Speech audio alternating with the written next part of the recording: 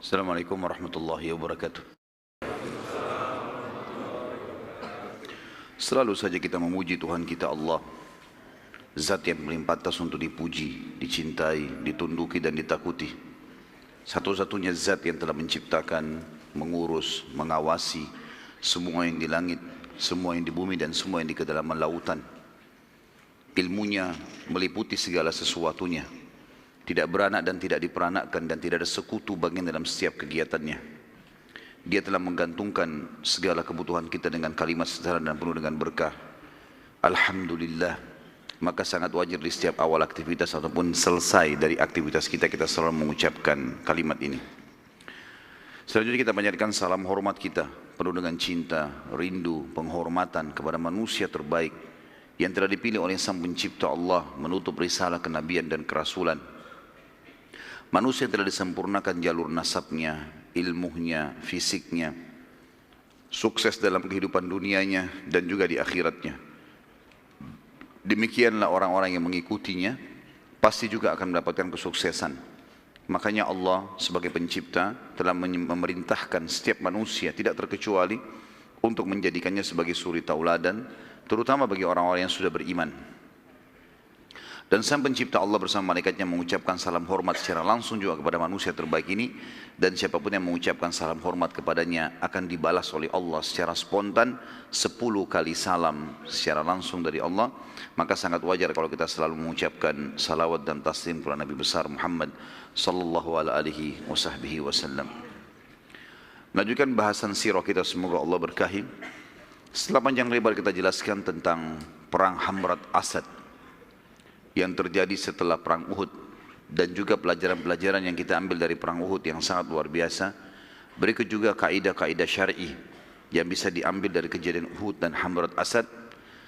Kita akan masuk sekarang ke pembahasan tentang penyerangan beberapa suku Arab yang ada di sekitar Madinah ke kota Madinah. Maksudnya ingin menyerang.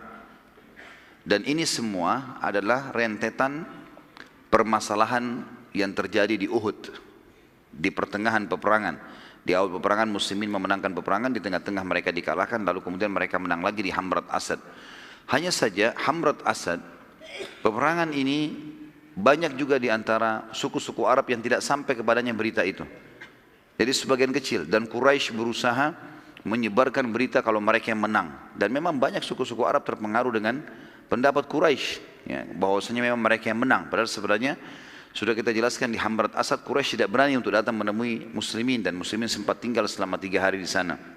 Simpang siur, ada yang tangkap, ada juga yang tidak. Ringkas cerita teman-teman sekalian, ternyata ada beberapa suku-suku Arab yang berfikir untuk menyerang Madinah. Dikarenakan mereka mengetahui Uhud itu tempat lokasi di mana muslimin kalah adalah di depan pintu gerbang Madinah. Artinya di depan pintu gerbang Madinah saja muslimin kalah, ya, berarti sudah sangat lemah, apalagi kalau mereka perang keluar dari kota Madinah.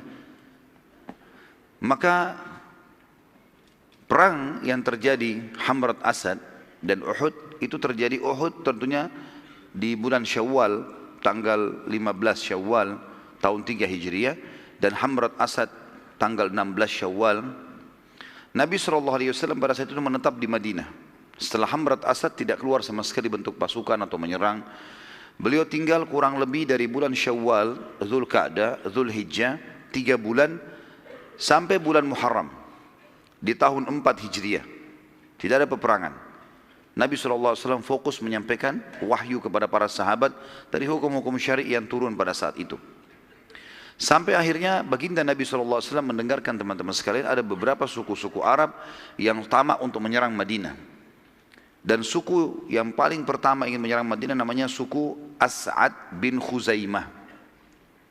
Dan saya sudah bilang tadi bahasan kita di pagi hari, bagaimana orang-orang Arab itu kalau ada di antara mereka yang memiliki kelebihan fisik, ya, harta, keturunan, maka bisa ternisbatkan nama suku kepadanya. Maka ini nama orang As'ad bin Khuzaimah, tapi karena dia orang yang kaya raya, punya keturunan banyak segala macam, akhirnya terbentuklah nama suku darinya. Kemudian berkembanglah juga kepada anak cucunya yang terus ya menjadi jumlah yang banyak, maka terbentuklah suku yang besar. Suku ini teman-teman sekalian dipimpin oleh seseorang yang bernama Tulaiha. Tulaiha dan adiknya, Tulaiha si kakak, adiknya namanya Salamah. Dua-duanya anaknya Khuwailid. Tulaiha ini perlu kita tahu juga, nanti dia akan mengaku sebagai seorang nabi. Salah satu yang mengaku nabi di Jazirah nanti, nabi palsu tentunya, Tulaiha ini. Hanya saja dari 3 orang yang mengaku nabi, Tulaiha bin Khuwailid, ini nantinya taubat dia. Masuk Islam dan dia taubat. Bahkan dia termasuk salah satu dari pasukan Umar bin Khattab yang menuju ke Qadisiyah, memerangi Persia bersama Sa'ad bin Abi Waqqas radhiyallahu anhu.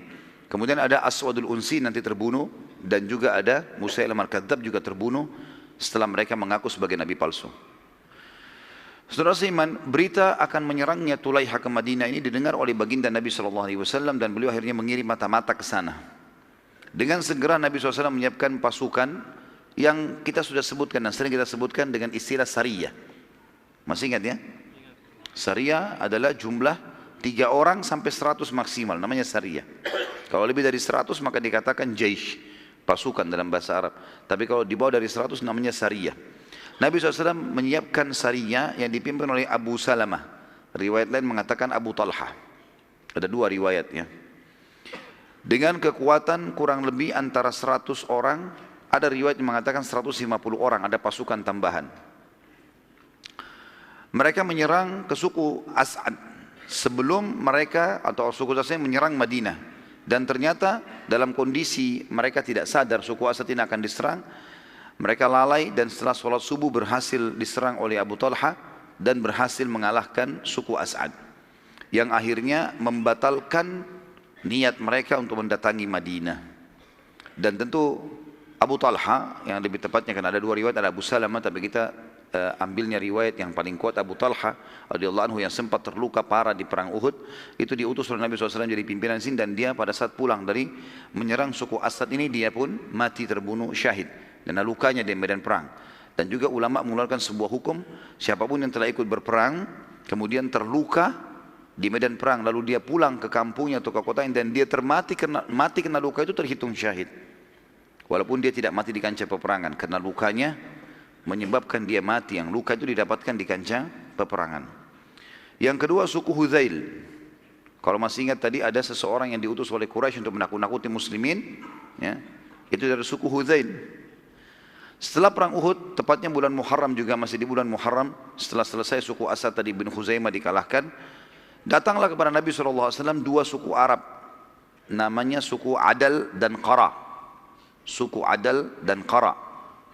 Suku ini tidak terlalu dikenal karena suku yang cukup jauh dari di ujung Jazirah Arab, dekatnya di wilayah Najd, wilayah dekat negeri Syam. Mereka sempat datang kemudian meminta kepada Nabi SAW. Mereka pura-pura masuk Islam. Mereka datang, mereka syahadat di Madinah, berapa puluh orang gitu ya. Tidak disebutkan jumlahnya, tapi ada di sejarah mengatakan antara 40 sampai 50 orang. Mereka lalu masuk Islam dan mereka meminta agar Nabi SAW mengutus beberapa orang sahabat penghafal Al-Quran untuk menemani mereka pergi ke sukunya gitu. Dan Nabi SAW mengutus 6 orang sahabat yang mulia. Yang pertama adalah Asim bin Thabit bin Abi Aqlah. Asim bin Thabit bin Abi Aqlah. Yang kedua Marthad bin Marthad Al-Ghanawi.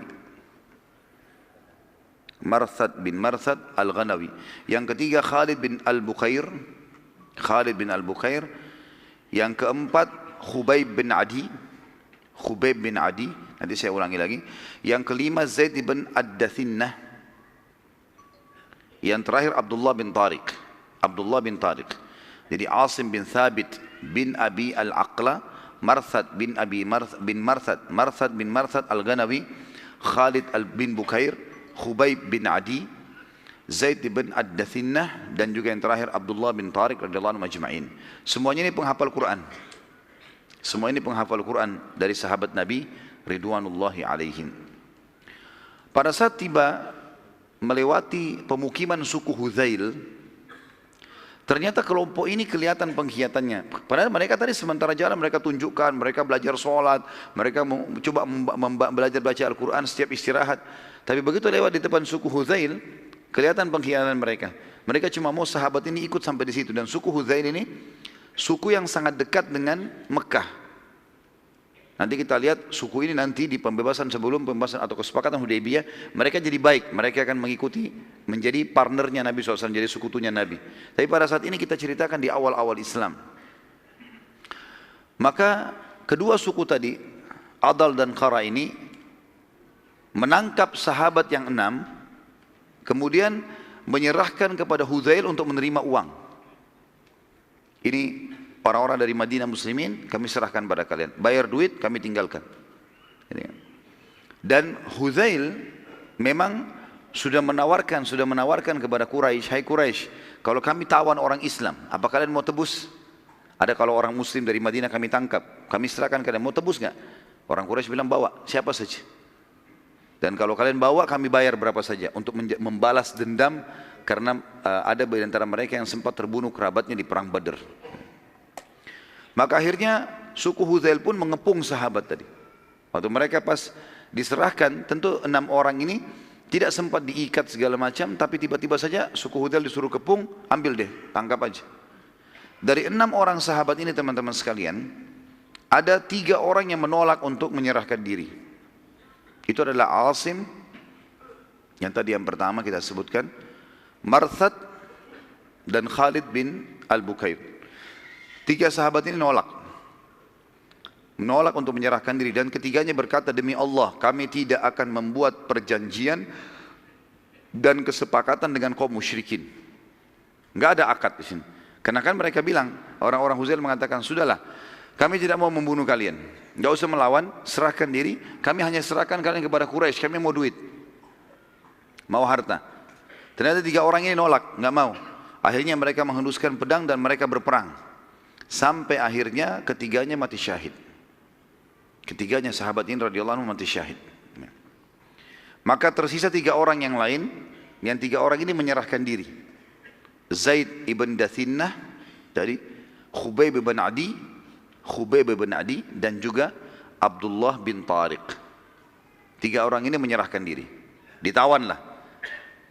Hudzail membayar kepada 2 suku tadi, Adi dan Qara ini. Kemudian Hudzail membawa ketiga orang ini, maksudnya membawa ke Mekah untuk diserahkan. Pada saat tiba di lokasi namanya lintasan Zahran, artinya sebuah padang pasir sering dilintasi oleh para kafilah-kafilah. Abdullah bin Tariq radhiyallahu anhu sempat melepaskan tali ikatan dan akhirnya dia melawan sendiri.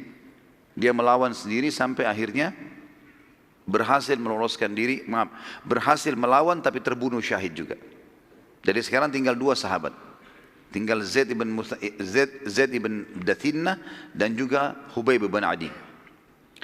Kedua sahabat ini dijual ke Mekah. Khubayb bin Adi radhiyallahu anhu dibeli oleh Hujair. Yang membeli dia Hujair ibn Ahab atau ibn Ihab At-Tamimi. Siapa Hujair ini teman-teman sekalian yang membeli Khubayb? Hujair adalah saudaranya Al-Harith bin Amir bin Naufal.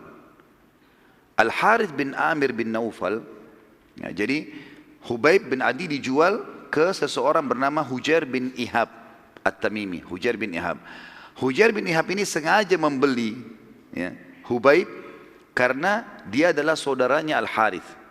Namanya saudaranya Hujair yang membeli si Khubayb ini adalah Al-Harith bin Amir bin Nufail.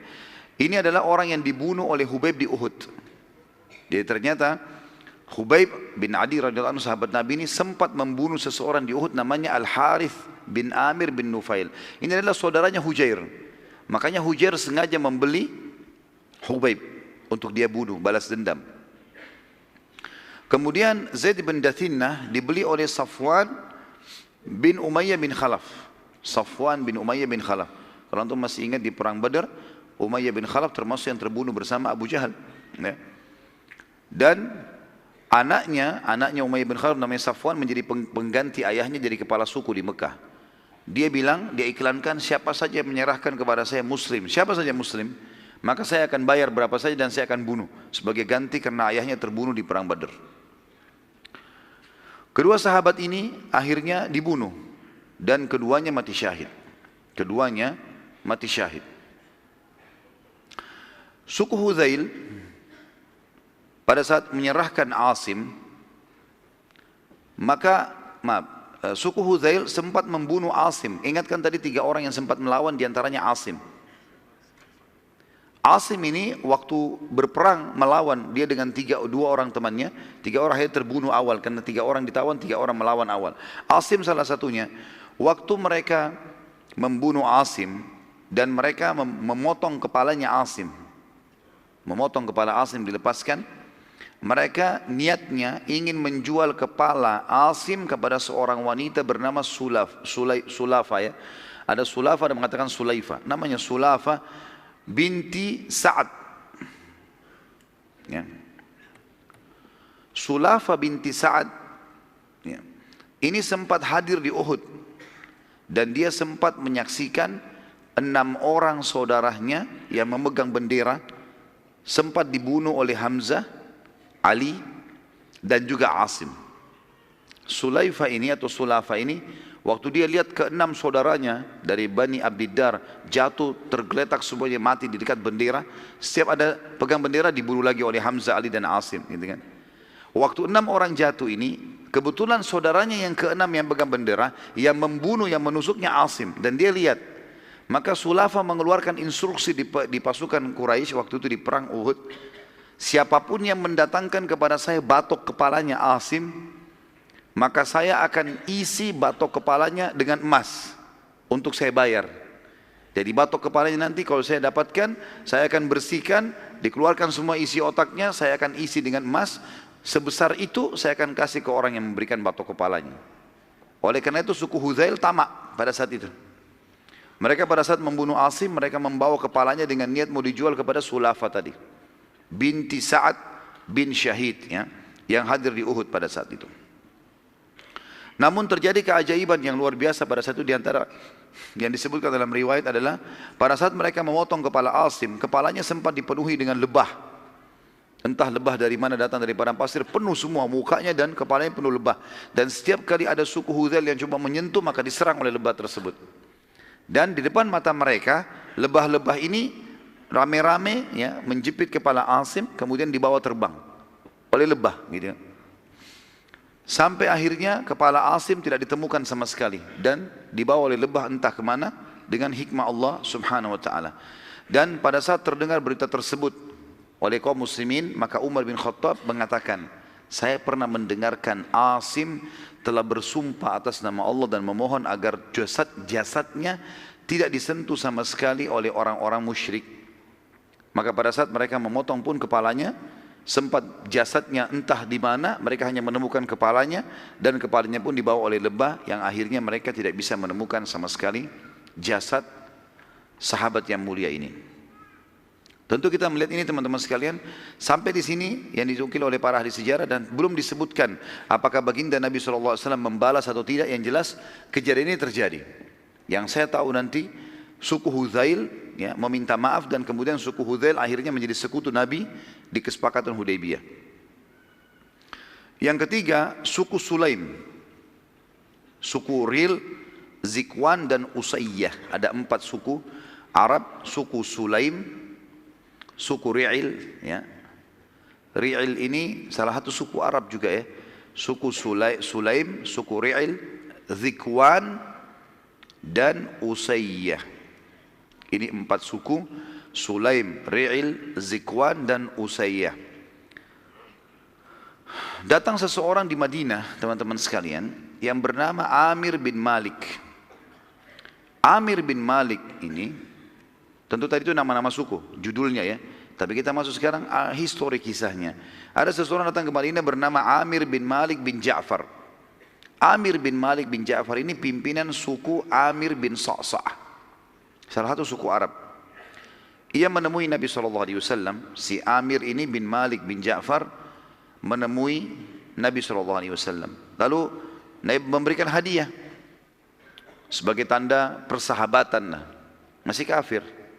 Lalu kata Nabi SAW, saya enggak terima hadiah dari orang kafir. Saya enggak terima hadiah dari orang kafir. Tentu di sini Nabi SAW menerima hadiah umumnya walaupun dari orang kafir.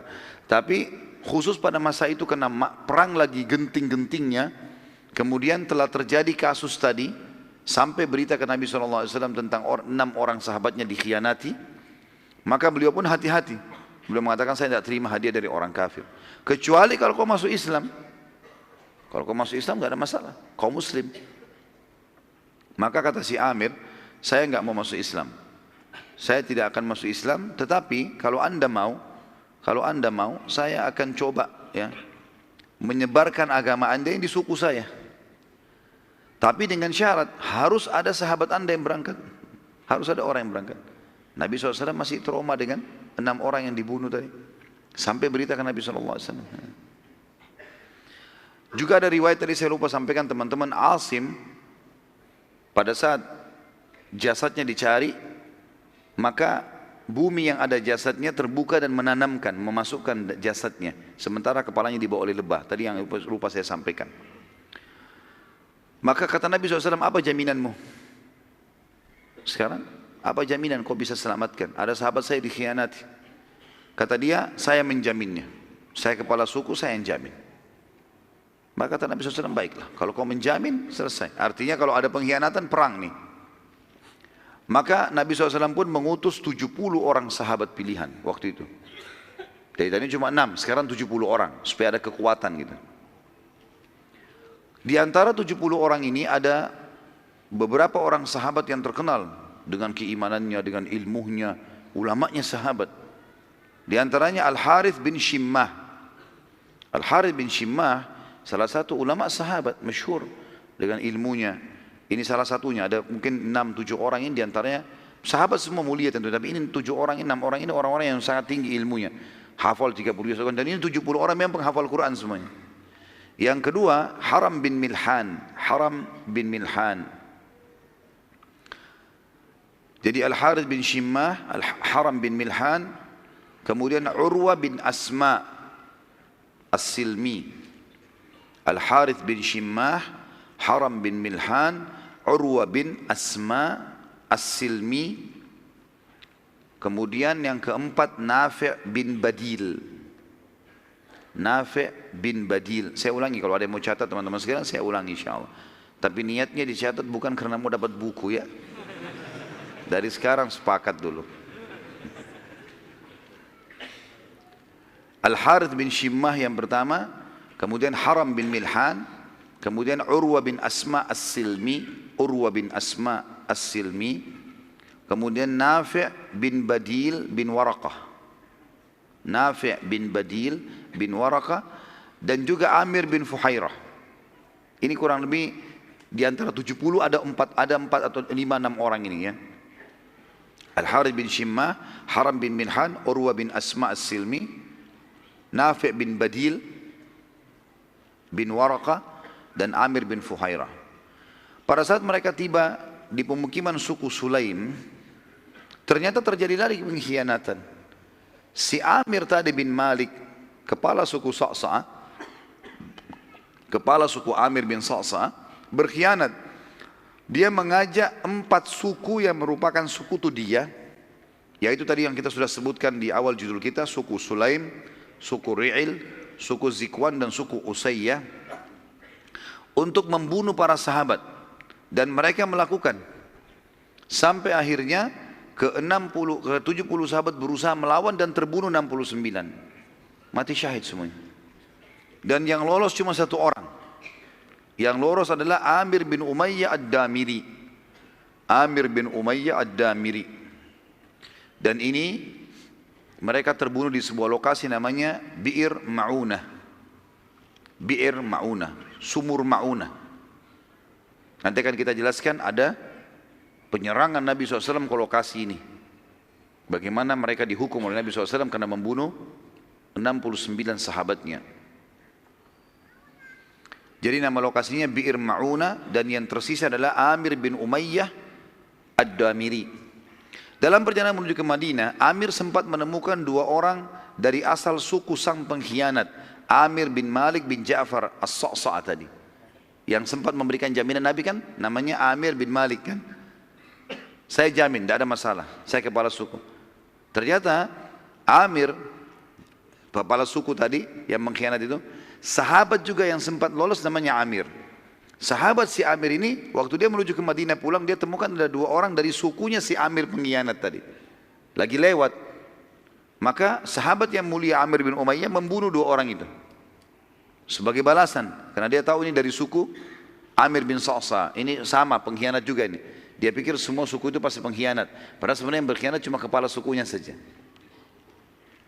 Pada saat Nabi SAW mendengar cerita tersebut, maka Nabi SAW berkata, wahai Amir, masalah kasus pengkhianatan kepala suku mereka, Amir tadi bin Malik, ini dianya yang salah. Dan yang akan kita hukum dia berikut 4 suku yang mendukungnya tadi. Sulaim, Ri'il, Zikwan, ya, itu semua tadi kita hukum, itu yang kita hukum. Jadi 2 orang yang kamu bunuh, kita akan bayar diyahnya. Lihat bagaimana keadilan Islam ya. Padahal sudah terjadi pengkhianatan. Karena ada sahabat Nabi SAW membunuh dengan tidak sengaja salah, maka Nabi SAW mau membayar itu. Lalu Nabi SAW sempat melakukan pada saat itu kunut nazilah sebulan. Subuh, duhur, asar, maghrib, isya membaca kunut. Semuanya memohon kepada Allah agar keempat suku ini dibinasakan oleh Allah selama sebulan penuh. Dan di sini keluar sebuah hukum tentang adanya kunut nazilah, di mana pada saat muslimin terdesak, ada masalah yang mereka hadapi, mereka boleh memohon kepada Allah agar diberikan kemenangan.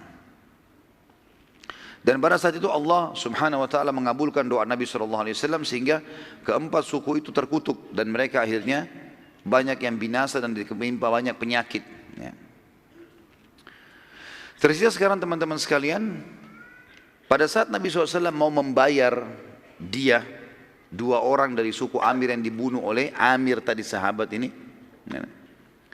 maka beliau pikir kalau dikirim diyahnya ke sana, nanti bisa dibunuh lagi sahabat. Bagaimana caranya?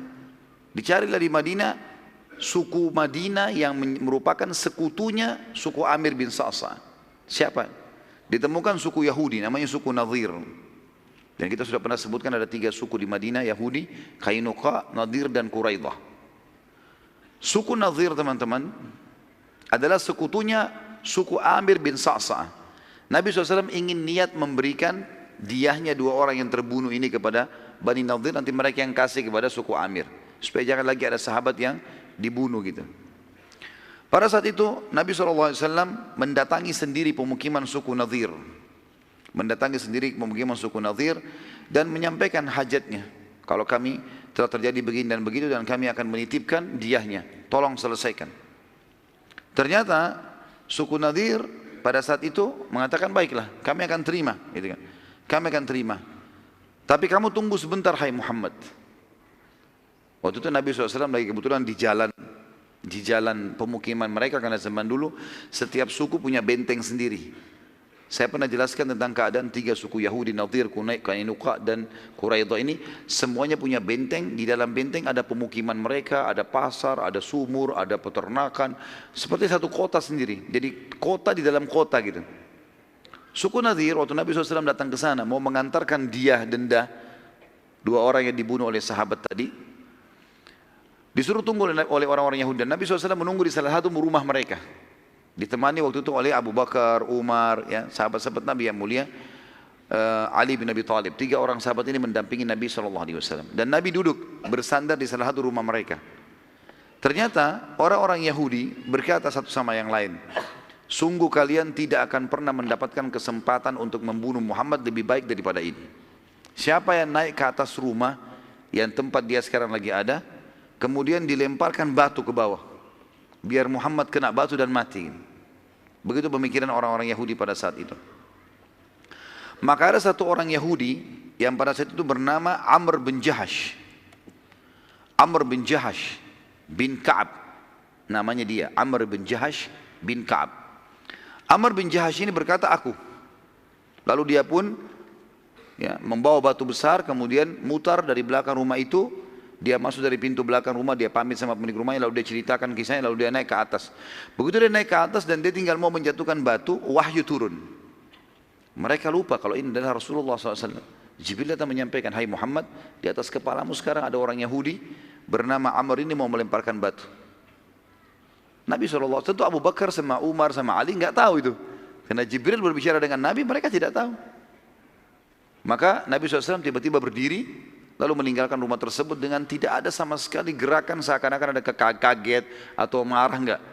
Santai saja. Dan biasanya Nabi SAW kalau begini berarti punya hajat mau ke kamar kecil. Para sahabat fahamnya begitu. Jadi kalau Nabi SAW berdiri tanpa sebab, berarti ada hajat mau ke kamar kecil biasanya. Kalau selain kamar kecil biasanya Nabi sampaikan. Seperti itulah. Nabi SAW berdiri. Waktu Nabi berdiri, Abu Bakar, Umar sama Ali nunggu. Nggak ada juga yang tiba-tiba nanya Nabi mau kemana anda ya Rasulullah, nggak ditanya. Karena lama menunggu, Abu Bakar, Umar dan Ali berpikir, kemana Rasulullah? Kok lama ini? Nggak balik-balik. Lebih baik kita lihat keadaannya. Mereka keliling di sekitar padang pasir yang biasa dipakai untuk kalau kita mungkin WC umum, nggak ada. Lalu mereka kembali ke Madinah, mereka kaget ternyata Nabi SAW sudah membentuk pasukan. Sudah dimotivasi pasukan, terbentuk pasukan besar. Lalu Abu Bakar tanya, Rasulullah ada apa? Kata Nabi SAW begini ceritanya. Bahwasanya orang-orang ini sebenarnya berusaha membunuhku. Ada seseorang bernama Amr naik di atas guma mau lempar batu, dan kalau saya tunggu sebentar beberapa saat saja sudah dilemparin batu itu. Wahyu menyampaikan kepada saya, ini harus dihukum. Maka Abu Bakar, Umar dan Ali pun radhiyallahu anhum bergabung di pasukan, dan akhirnya Nabi SAW mengepung benteng Suku Nadir selama 15 hari. Subhanallah, selama 15 hari ini sebenarnya suku Nadir merasa bersalah dan mau menyerahkan diri kepada Nabi SAW. Tapi apa yang terjadi? Beberapa orang-orang munafik mendatangi suku Yahudi ini. Pimpinan mereka yang sudah masyhur, Abdullah bin Ubay bin Salul. Kemudian ada sahabatnya bernama Wadi'ah. Ini juga seorang munafik. Kemudian ada Malik bin Qawqal. Ini juga orang munafik. Ya. Dan ada Suwaid. Ada 5 orang ini. Ada Suwaid dan ada Dais. Ya. Ada 5 orang munafik. Abdullah bin Abi Salul, Wadi'ah, kemudian Malik bin Qawqal, Suwaid dan Dais. Mereka berlima mendatangi bentengnya suku Nadir dan berkata, sudahlah, jangan nyerahkan diri. Kami membela kalian. Kalian tahu kan siapa kami? Maksudnya orang-orang munafik. Kami bukan muslim, kami akan bela kalian, tidak usah khawatir.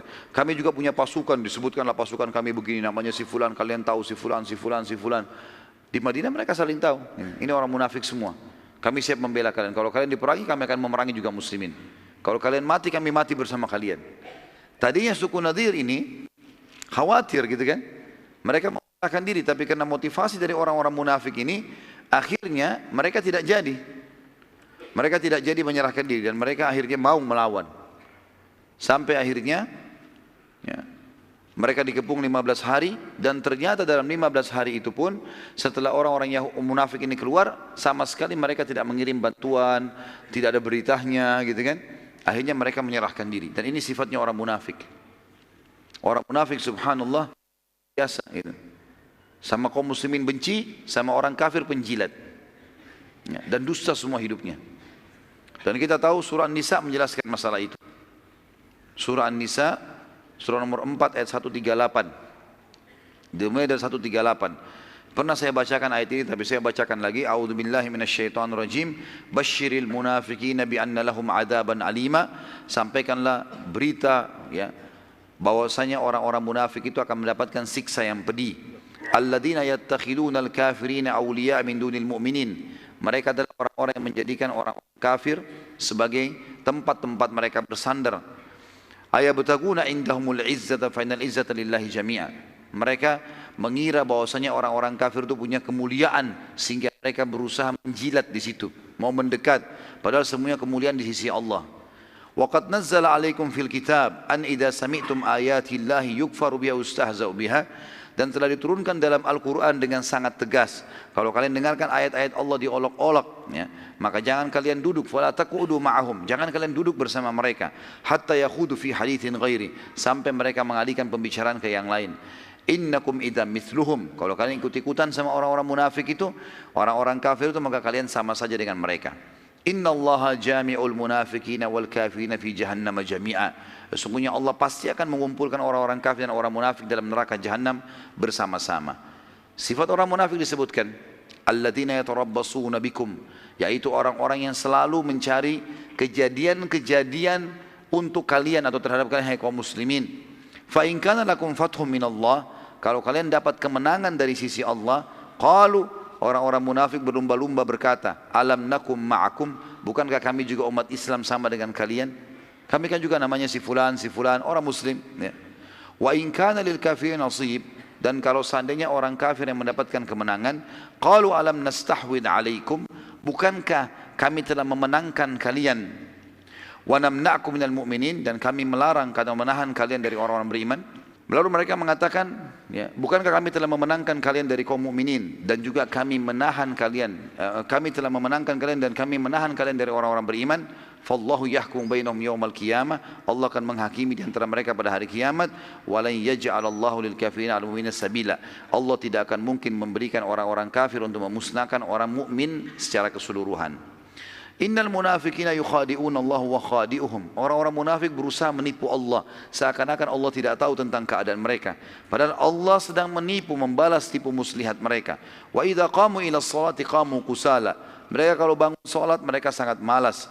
Yura'unan nas, kalaupun mereka salat mereka hanya ingin pujian manusia. Wala yadhkurunallaha illa qalila, mereka tidak pernah berzikir kepada Allah kecuali sedikit sekali.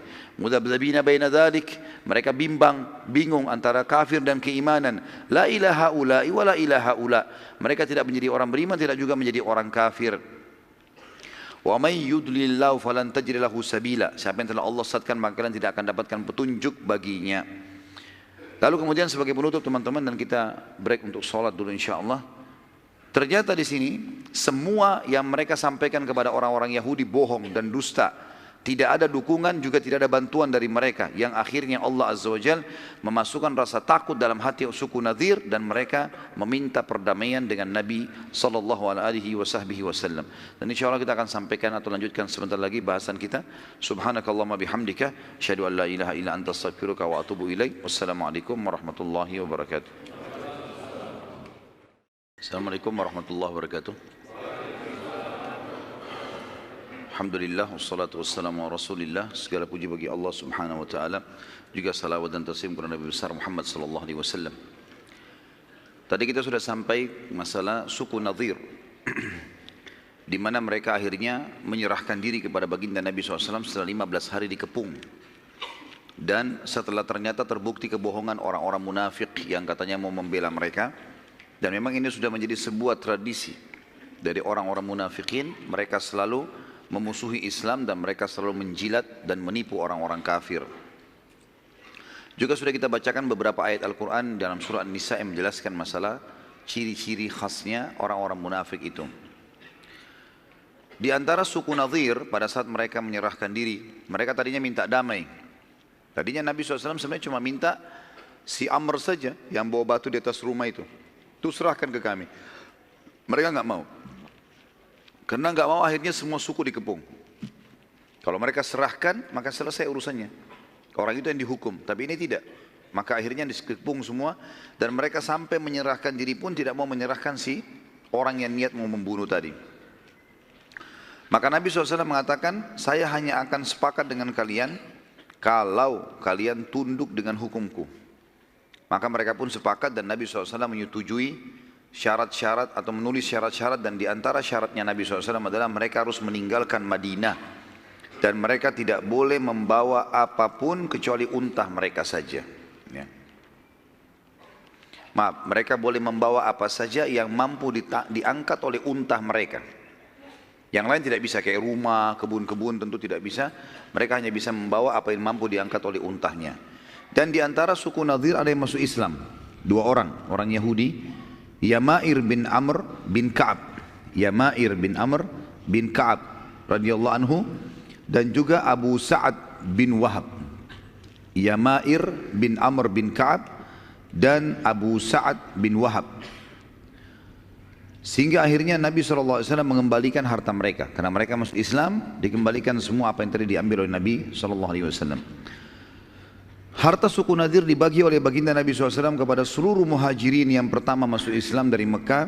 Dan dari orang Ansar diberikan 2 orang saja, Sahal bin Hunayf dan Syammah bin Kharashah. atau Abu Dujana. Dua orang sahabat Nabi dapat ghanimah dari orang-orang Ansar, cuma dua orang. Sahal bin Hunayf dan Syammah bin Kharasha atau Abu Dujana. Kejadian ini terjadi teman-teman sekalian di bulan Rabiul Awal tahun 4 Hijriah. Karena tadi kan Nabi SAW istirahat tidak perang setelah kejadian Hamrat Asad sampai bulan Muharram di tahun 4 Hijriah. Lalu terjadilah beberapa suku-suku Arab sampai akhirnya suku Nadir ini yang dikeluarkan dari kota Madinah. Dan Allah Subhanahu wa taala mengekalkan dalam Al-Qur'an cerita tentang pengusiran suku Nadir dari Madinah dan pengkhianatan mereka ini. Dalam surah Al-Hasyr, lengkap satu surah itu turun untuk mereka. 24 ayat. Dan bagi teman-teman yang mau menghafal surah-surah untuk menambah hafalan surah, termasuk surah ini mulia ini. Karena surah ini tidak panjang 24 ayat dan menceritakan tentang kejadian mereka. Saya akan bacakan A'udzubillahi minasyaitonirrajim, surah Al-Hasyr, surah nomor 59 ayat 1 sampai ayat 24. Sabbaha lillahi ma fis samawati wa ma fil ardi wa huwal azizul hakim. Telah bertasbih kepada Allah semua yang ada di langit dan di bumi, dan dialah yang maha perkasa lagi maha bijaksana. Ayat ini turun kejadian pengusiran suku Nadir pada saat mereka dikepung 15 hari itu.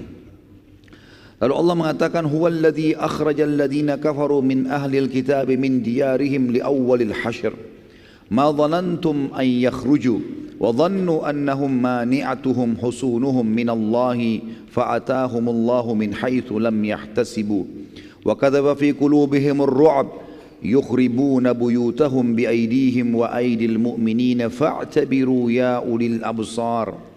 Dialah Allah yang telah mengeluarkan orang-orang kafir dari ahli kitab, dari kampung-kampung mereka, maksudnya benteng mereka, pada saat pengusiran yang pertama. Yang dimaksud adalah orang-orang Bani Nadir, karena mereka yang mula-mula dikumpulkan dan diusir dari kota Madinah. Kalian sempat menyangka, hai muslimin, bahwasanya mereka tidak akan keluar, dan mereka pun yakin bahwasanya benteng-benteng mereka dapat mempertahankan mereka dari siksa Allah. Maka Allah mendatangkan kepada mereka hukuman dari arah yang mereka tidak sangka-sangka, dan Allah memasukkan ketakutan dalam hati mereka. Mereka merusak rumah-rumah mereka dengan tangan-tangan mereka sendiri dan tangan orang-orang mukmin. Maka ambillah pelajaran dari kejadian itu, hai orang-orang yang mempunyai wawasan atau akal. Jadi ayat ini, ayat nomor 2 ini yang paling tegas menjelaskan masalah keadaan mereka. Jadi waktu Nabi SAW mengatakan kalian harus diusir dari Madinah, sepakat keluar, kalau enggak dibunuh. Dan hanya boleh bawa barang yang dinaikkan di atas unta saja. Rupanya karena mereka sakit hati, mereka sempat merusak rumah-rumah mereka dengan tangan mereka sendiri. Maksudnya supaya tidak dipakai oleh muslimin, gitu kan? Ternyata di antara muslimin ada yang datang membantu mereka ngurusin rumahnya. Nanti kita tidak butuh rumah kalian kok, tidak butuh, keluar saja gitu. Allah mengatakan ambil pelajaran dari situ. Suku Nadir ini teman-teman sekalian memiliki di dalam benteng itu sekitar 1000 personil perang, ahli perang, prajurit. Dan mereka masih mempunyai sekian ribu orang yang memang bukan personil perang tapi bisa dipakai tenaganya. Yang mengepung mereka hanya segelintir berapa ratus sahabat bersama Nabi SAW. Tapi Allah mendatangkan ketakutan-ketakutan pada mereka sehingga akhirnya mereka menyerahkan diri. Dan beginilah selalu keadaan peperangan muslimin. Kalau memang mereka ikhlas kepada Allah, walaupun jumlahnya lebih sedikit, pasti Allah berikan kemenangan. Ayat 3, walaula an kataballahu alaihimul jalaa la'adzabahum fid dunya walahum fil akhirati adzabun nar. Dan jika saja atau jika tidaklah Allah, jika tidak karena Allah telah menetapkan pengusiran terhadap mereka, benar-benar Allah akan mengadab mereka di dunia dan bagi mereka di akhirat azab neraka. Kalau bukan Allah mudahkan kalian mengusirnya, hai muslimin, mereka tetap akan Allah siksa dalam benteng mereka. Jadi semuanya itu adalah penghinaan. Dan di akhirat juga kalau mereka tidak sempat taubat, tidak masuk Islam, pastilah mereka akan masuk ke dalam neraka Jahannam.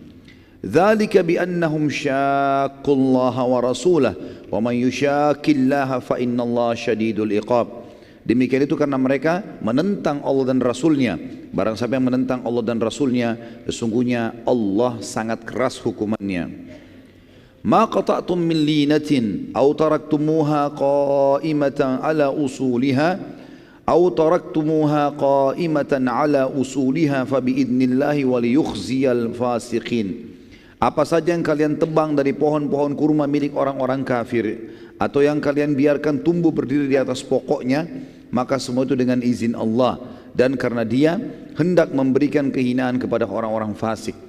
Perlu kita ketahui teman-teman sekalian, di luar bentengnya Bani Nadhir, karena dalam benteng kalau mereka tanam kebun kurma maka habis tempat, mereka butuh tempat tinggal, maka mereka beli atau beli tanah-tanah di sekitar Madinah di luar benteng, dijadikan kebun-kebun, dan luas sekali kebun-kebunnya orang-orang Nadhir ini. Waktu mereka orang-orang Yahudi ciri khasnya suka sekali dengan harta. Mereka lebih cinta hartanya daripada diri mereka, keluarga mereka sendiri. Orang Yahudi siap mengorbankan istrinya, yang penting hartanya nggak hilang. Ya. Anak-anaknya juga siap, nggak ada masalah, yang penting jangan hartanya. Ya. Makanya Allah Subhanahu Wa Taala menyebutkan tentang sifat mereka buruk sekali tentang cintanya terhadap dunia, gitu kan. Mereka berharap dipanjangkan umurnya, berharap mengumpulkan harta, seperti itulah. Yang jelas waktu itu salah satu titah Nabi SAW adalah tebang pohon-pohon kurmanya di depan matanya mereka, dan pohon kurma harta mereka yang paling mahal pada saat itu. Maka mereka waktu lihat, mereka sebarin berita, "Hai Muhammad, kenapa ketebang pohon-pohon? Bukankah agamamu melarang untuk menebang pohon?" Gitu kan. Karena kan Nabi SAW kalau kirim pasukan ini pesan, jangan bunuh perempuan, jangan bunuh anak-anak, ya, jangan tebang pohon-pohon, kan gitu. Jangan bunuh hewan-hewan, nggak ada hubungannya. Jangan rusak fasilitas umum, ada larangan. Tapi Allah khusus menyebutkan tentang masalah pengepungan Bani Nadhir. Kata Allah, apa saja yang kamu tebang dari pohon kurma. Ya, kalau antum tidak ikuti sebabnya tadi ini, mungkin tidak tahu apa yang dimaksud oleh Allah di sini kan. Tapi di sini ternyata Muslimin ada yang menebang pohon-pohon kurma, sehingga pada saat mereka lihat, mereka ketakutan orang Yahudi ini. Mereka takut hartanya hilang. Gara-gara ini salah satu faktor yang membuat akhirnya mereka menyerahkan diri. Apa saja yang kamu tebang, kata Allah, dari pohon kurma milik orang-orang kafir itu, atau yang kamu biarkan saja tidak ditebang di pokoknya, maka semua itu tetap dengan izin Allah, dan karena Dia hendak memberikan kehinaan kepada orang-orang kafir. Maksudnya biar mereka merasa kehilangan hartanya, Allah hinakan dengan itu. Kemudian di ayat ke-6-nya, wa ma afa Allahu ala rasulihi minhum fama aujaftum alaihi min khailin wala rikabin walakinna Allah yusallitu rusulahu ala man yasha wallahu ala kulli syai'in qadir. Dan apa saja harta rampasan fai, ma afa Allah. Jadi fai adalah istilah harta rampasan perang yang tidak ada perlawanan dari musuh, namanya fai. Dengan peperangan sehingga kita menang, namanya ghanimah, beda. Kalau fai punya hukum sendiri, ya, nanti kita akan jelaskan. Yang jelas Allah mengatakan di sini di ayat 6-nya, apa saja harta rampasan fai yang diberikan Allah kepada Rasul dari harta benda mereka, maka untuk mendapatkan itu kamu tidak mengerahkan seekor kuda pun dan tidak pula seekor unta pun, tapi Allah yang memberikan kekuasaan kepada Rasulnya terhadap apa saja yang dikehendakinya, dan Allah Maha Kuasa atas segala sesuatu. Maksudnya adalah fai itu kalau terjadi peperangan dan Nabi SAW dan menang waktu di zaman Nabi SAW masih hidup, maka harta rampasan yang didapatkan tanpa peperangan itu murni milik Nabi SAW. Itu murni milik Rasulullah SAW.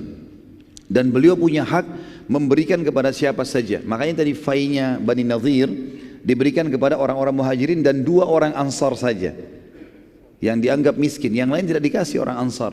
Dan Allah menyebutkan kenapa? Karena tidak ada peperangan, tidak ada kalian gerakkan seekor kuda ataupun seekor unta untuk menyerang musuh, maka itu fai namanya, ya. Lalu kemudian Allah mengatakan juga di ayat 7-nya, ma afa Allahu ala rasuli min ahlil qura fadillahi walir rasuli wadil qurba wal yatama wal masakin wal masakini wa ibnis sabili kay la yakuna dulatan bainal agniya'i minkum wa ma ataakumur rasulu fakhudhu wa ma nahakum anhu fantahu wattaqullaha innallaha syadidul iqab. Apa saja harta rampasan fai yang didapatkan tanpa peperangan yang diberikan Allah kepada Rasulnya dari harta yang dari penduduk kota-kota, maka itu adalah milik Allah, Rasul, kaum kerabat, anak-anak yatim, maksudnya kerabat Nabi SAW, yang Nabi, anak-anak yatim, orang-orang miskin, dan orang-orang yang dalam perjalanan dan terputus jalan, supaya harta tersebut tidak beredar di antara orang-orang kaya saja di antara kalian. Apa yang diberikan Rasul kepada kalian, terimalah, dan apa yang dilarang bagi kalian, tinggalkanlah, dan bertakwalah kepada Allah, sesungguhnya Allah amat keras siksaannya. Ayat 8, lil-fuqara'il muhajirin alladhina ukhriju min diyarihim wa amwalihim yabtaguna fadlan min Allah wa ridwana wa yansuruna Allah wa rasulah ulaika humus sadiqun. Juga harta tersebut fai diberikan kepada orang-orang fakir yang hijrah dari Mekah, yang diusir dari kampung halaman mereka dan dari harta benda mereka karena mencari karunia dari Allah dan keridhaannya, dan mereka menolong Allah dan Rasulnya. Mereka itu adalah orang-orang yang jujur. Ayat 9. Walladzina tabawwa'ud dara wal imana min qablihim yuhibbuna man hajara ilaihim wa la yajiduna fi sudurihim hajatan mimma utu ولا يجدون في صدورهم حاجة مما أوتوا ويؤثرون على أنفسهم ولو كان بهم خصاصة ومن يوق شح نفسه فأولئك هم المفلحون. Dan Allah memuji orang-orang Ansar, orang-orang yang telah menempati kota Madinah dan telah beriman, maksudnya orang Ansar. Sebelum kedatangan para muhajirin, mereka orang Ansar mencintai orang-orang yang berhijrah kepada mereka. Dan mereka orang-orang Ansar tidak menaruh keinginan dalam hati mereka terhadap apa-apa yang diberikan kepada muhajirin. Artinya Allah pastikan, fai ini pun hai Muhammad kalau kau berikan kepada muhajirin, tidak diberikan kepada Ansar, enggak usah khawatir. Orang Ansar tidak akan pernah ada masalah dengan hati mereka.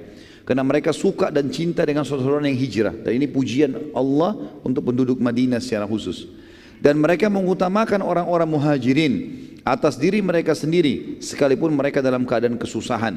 Dan siapa yang dipelihara dari kekiran dirinya, maka mereka itu adalah orang-orang yang beruntung. Jadi ada alasan kenapa Allah subhanahu wa ta'ala menyuruh Nabi Muhammad SAW membagikan fai kepada muhajirin dan cuma 2 orang dari Ansar. Karena itu haknya Allah dan Rasulnya secara mutlak, dan memang orang-orang muhajirin layak dibantu, terutama orang-orang miskin di antara mereka. Ya. Sebagian ahli sejarah mengatakan orang-orang kaya muhajirin tidak dapatkan, seperti Abu Bakar, ya, Uthman bin Affan, yang kaya-kaya tidak mendapatkan fai dari sini, tapi orang-orang miskin di antara mereka sebagaimana Allah sudah sebutkan. Kemudian dikatakan selanjutnya, walladzina ja'u min ba'dihim yaquluna rabbana ighfir lana wa li ikhwanina alladhina sabaquna bil imani wa la taj'al fi qulubina ghillan lil ladzina amanu rabbana innaka ra'ufur rahim. Dan orang-orang yang datang sesudah mereka para muhajirin dan Ansar, setelah dengar kisah ini, kita sekarang termasuk kena ayat ini. Mendengarkan kisah ini, tidak akan pernah lagi ada fikiran kita sebagaimana orang-orang Ansar tidak pernah berfikir. Jangan ada di antara kita terfikir, teman-teman sekalian, loh kenapa Rasulullah cuma kasih orang muhajirin ya? Kenapa orang Ansar nggak dikasih? Sudah dijawab di sini.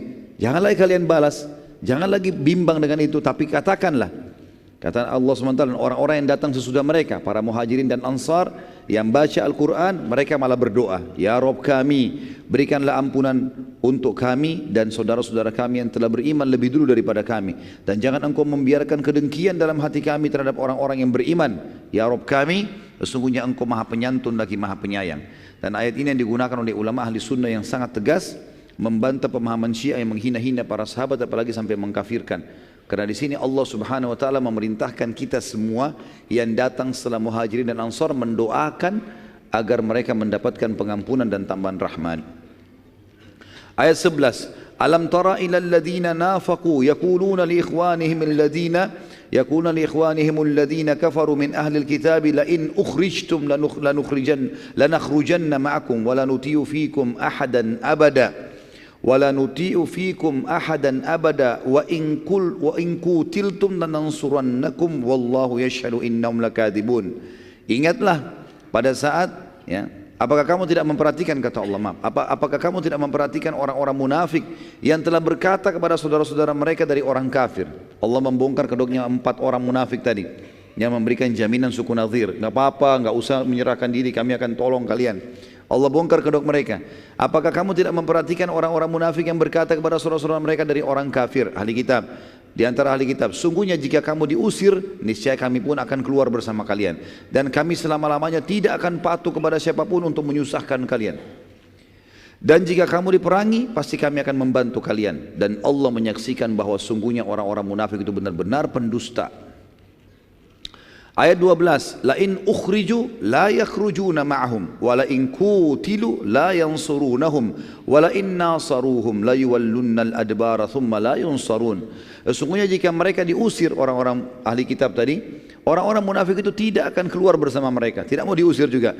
Dan sesungguhnya jika mereka diperangi, niscaya mereka tidak akan menolong. Sesungguhnya jika mereka menolong pun niscaya mereka akan berpaling lari ke belakang, kemudian mereka tidak akan mendapatkan pertolongan. Ayat 13, la antum ashaddu rahbatan fi sudurihim minallah dzalika bi annahum qaumun la yafqahun. Sesungguhnya kalian sekalian hai orang beriman, dalam hati mereka orang kafir dan orang munafik lebih ditakuti daripada Allah, dan yang demikian itu karena mereka adalah kaum yang tidak mengerti. Ayat 14, la yuqatilunakum jami'an illa fi quram sanatin aw min wara'i judur ba'suhum bainahum syadid tahsabuhum jami'an wa qulubuhum syatta dzalika bi annahum qaumun la yaqilun. Mereka tidak akan memerangi kalian hai orang-orang beriman dalam keadaan bersatu padu, kecuali dalam kampung-kampung yang berbenteng atau di balik tembok. Permusuhan di antara mereka orang-orang Yahudi dan orang munafik itu sangat hebat. Jangan kita kira bahwa mereka bersatu. Kalian kira mereka itu bersatu, sedangkan hati mereka sebenarnya berpecah belah. Yang demikian itu karena sungguhnya mereka adalah kaum yang tidak mengerti. Ayat 15, kamathalil ladzina min qablihim qariba dzaku wabala amrihim walahum adzabun alim. Mereka adalah seperti orang-orang Yahudi yang belum lama sebelum mereka telah merasai akibat buruk dari perbuatan mereka, dan bagi mereka azab yang pedih. Kalau antum masih ingat kisah tentang suku Bani Kainuqa, suku Kainuqa, yang pernah ada seorang sahabat belanja di pasar mereka, kemudian dipermalukan oleh satu tokoh Yahudi, orang Yahudi, ditaruh dicantolin besi tajam, lalu waktu sahabat itu berdiri tercobek bajunya. Ya, kemudian lewat seorang sahabat Nabi, dilihat dipermalukan muslimah, lalu kemudian dibunuh si Yahudi pemilik toko, lalu sahabatnya dibunuh, dikeroyoki satu pasar. Sahabat sempat melapor ke Nabi SAW, ya Rasulullah begini-begini. Maka Nabi bentuk pasukan dikepung suku Kainuqa. Nabi minta itu yang bunuh yang muslim dibunuh, serahkan kepada kami. Mereka enggak mau, dikepung, diusir dari Madinah. Allah sebutkan keadaan mereka orang-orang Nadir ini mirip dengan orang-orang Yahudi sebelumnya. Mereka lakukan kesalahan maka diusir juga gitu. Ayat 16-nya, kamathali syaitani idh qala lil insani kfur falamma kafara qala inni bari'um mink.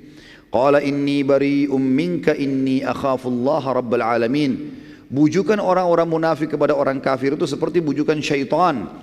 Ketika dia berkata kepada manusia, kafirlah kamu, maka tak kala manusia itu kafir, ia berkata, sungguhnya aku berlepas diri dari kalian, karena sungguhnya aku takut kepada Allah, Rabb semesta alam. Jadi orang-orang kafir itu sebenarnya, termasuk di Indonesia di mana-mana, kalau mereka tahu orang-orang munafik itu sebenarnya hanya menjilat saja, ini Allah bongkar kedoknya kepada kita. Kita umat Islam tahu siapa mereka. Nah, statusnya muslim tapi jauh dari agama, benci dengan Islam. Tidak ada yang di zaman Nabi SAW tidak ada munafik diberikan jabatan. Enggak pernah pimpin perang, enggak pernah diamalkan kota Madinah, enggak pernah Nabi suruh kumpulin zakat, enggak pernah apa-apa. Nabi enggak pernah libatin mereka. Tapi Nabi sampaikan ke sahabat, ini orang-orang begini cirinya. Nanti setelah pembebasan kota Mekah kita lihat bagaimana Allah beberkan, mempermalukan orang-orang munafik luar biasa. Sampai namanya Nabi sebut, si fulan munafik, si fulan munafik, si fulan munafik. Nabi sebut. Seperti itulah ya. Yang jelas orang-orang kafir kalau tahu ayat-ayat ini mereka pasti tahu tidak boleh mereka bekerjasama dengan umat Islam yang menjilat mereka, karena pasti orang munafik.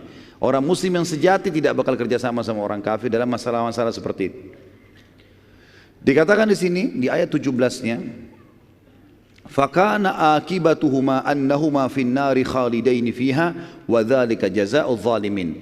Maka kesudahan keduanya, orang kafir dan orang munafik, pasti masuk ke neraka. Mereka kekal di dalamnya, demikianlah balasan bagi orang-orang zalim. Ayat 18, ya ayyuhalladzina amanu taqullaha wal tanzur nafsum ma qaddamat lighad wattaqullah innallaha khabirum bima ta'malun. Hai orang beriman, bertakwalah kepada Allah, patuhlah terhadap perintahnya, tinggalkan larangannya, dan hendaklah setiap diri memperhatikan apa yang dia perbuat untuk hari esoknya, maksudnya akhiratnya, dan bertakwalah kepada Allah, sungguhnya Allah mengetahui apa yang kalian kerjakan. Ayat 19, وَلَا تَكُونُوا كَالَّذِينَ نَسُوا اللَّهَ فَأَنْسَاهُمْ أَنفُسَهُمْ أُولَٰئِكَ هُمُ الْفَاسِقُونَ. Jangan kalian menjadi seperti orang-orang yang lupa kepada Allah, tidak mau mengenal Allah, tidak mau belajar, tidak mau mengetahui ya, halal haramnya Allah, lalu Allah menjadikan mereka lupa kepada diri mereka sendiri. Mereka itulah orang-orang yang fasik. Ayat 20, la yastawi ashabun nari wa ashabul jannah humul faizun. Tidak akan pernah sama keadaan penghuni-penghuni neraka dengan penghuni-penghuni surga. Ketahuilah Penghuni-penghuni surga, kata kuncinya patuh di dunia. Beriman pada Allah, nikmati halal, tinggalkan haram. Kerjakan perintah, tinggalkan larangan. Tidak akan sama antara penghuni neraka dengan penghuni surga. Penghuni surga itu adalah orang-orang yang beruntung. Ayat 21. Lau anzalna hadzal Qur'ana ala jabalin la ra'aitahu khashi'an mutasaddian min khasyatillah wa tilkal amthalu nadribuha lin-nasi la'allahum yatafakkarun. Kalau sekiranya Al-Qur'an ini maknanya adalah masih banyak orang yang ragu dengannya, tidak mau membaca, tidak mau menghafal, tidak mau memahami, tidak mau mengamalkan. Ketahuilah, Al-Quran yang kami turunkan ini, kalau diturunkan di atas sebuah gunung yang kokoh, pasti kamu akan melihat gunung itu tunduk terbelah, terpecah belah, disebabkan ketakutannya dengan firman Allah di situ. Karena Allah, perkataan Allah. Dalam perumpamaan-perumpamaan itu kami buat untuk manusia supaya mereka berfikir. Ayat 22. Wallahu alladzi la ilaha illahu alimul ghaibi wasyahadah warrahmanur rahim. Yang menurunkan Al-Quran, yang menurunkan syariat, yang telah mengutus Rasulullah Muhammad SAW adalah Allah. Tidak ada Tuhan selain Dia, yang mengetahui yang gaib dan yang nyata. Dialah yang maha pemurah lagi maha penyayang. Ayat 23. Wallahu alladzi la ilaha illa huwal malikul quddusus salamul mu'minul muhaiminul azizul jabbarul mutakabbir. Subhanallahi amma yusyrikun. Dialah Allah yang tidak ada Tuhan selain Dia, satu-satunya raja yang maha suci, yang maha sejahtera. Yang suci artinya tidak ada sama sekali hal-hal yang negatif. Allah ciptakan baik dan buruk, Allah selalu baik. Jujur dan dusta, Allah selalu jujur, makanya dusta dilarang. Ya. Pelit dan dermawan, Allah selalu dermawan, Allah selalu memberi, penyantun. Dan pelit dilarang, makanya Allah tidak mau, Allah ciptakan dan Allah larang untuk itu, supaya jadi penguji bagi hamba-hambanya. Itu namanya maha suci. Maha sejahtera, sejahtera artinya tidak pernah habis stoknya. Kalau orang, teman-teman sekalian, punya gaji, kalau mau beli apa-apa tunggu akhir bulan gaji dulu, atau tunggu pendapatan, atau tunggu keuntungan dagang, ini belum sejahtera. Sejahtera itu apa yang terlihat di benaknya langsung dia bisa beli dan tidak pernah habis. Baru kita katakan hidupnya sejahtera. Tapi tentu tidak sama Allah dengan makhluknya. Allah maha sejahtera, yang mengaruniai keamanan, yang maha memelihara dan maha perkasa. Bayangkan kalau alam semesta ini tidak dipelihara, bagaimana kacaunya ini, ya. Bagaimana dengan populasinya, kadar airnya, kadar udaranya, segala macam, luar biasa ini. Bagaimana Allah SWT merawatnya gitu. Saya subhanallah tadi siang duduk sama istri saya di restoran, kemudian pinggir laut. Saya sempat bilang, coba lihat bagaimana kuasanya Allah. Air ini siapa yang mengatur kadarnya, suaranya, kemudian langit dengan awannya, dengan mataharinya, udaranya. Ada yang bisa mengaku ini yang menciptakannya? La ilaha illallah. Allah sudah kasih kata kuncinya. Dan kita kalau mengikuti syariat Allah, kita lebih yakin lagi, oh ternyata betul ini yang benar. Karena kita jadi punya panduan hidup, tahu mana boleh, mana tidak boleh. Dia maha perkasa. Semua kekuatan makhluk, kata para ulama tafsir, kalau dipertemukan, maka semua itu hanya bagian kecil dari kekuatan Allah sang perkasa. Kalau semua manusia digabungkan kekuatannya, bagaimana powernya? Bagaimana kalau singa satu kuat? Kalau 1000 singa, kalau semua singa digabungkan, bagaimana kekuatannya? Pohon, semuanya ini alam semesta, api, air, udara punya kekuatan, power. Itu semua kalau digabungkan pun hanya bagian kecil dari kemahaperkasaan sang pencipta. Yang maha kuasa, yang memiliki segala keagungan, maha suci Allah dari apa yang mereka persekutukan. Ayat 24-nya. Huwallahul khaliqul bari'ul musawwiru lahul asma'ul husna yusabbihu lahu ma fis samawati wal ardi wa huwal azizul hakim. Dialah Allah yang telah menciptakan dari tidak ada menjadi ada, telur yang cair menjadi anak ayam, bisa berkokok, bisa berkembang biak, sperma sel telur jadi kayak kita manusia, bisa berteriak, bisa bermarah, bisa senang, ya.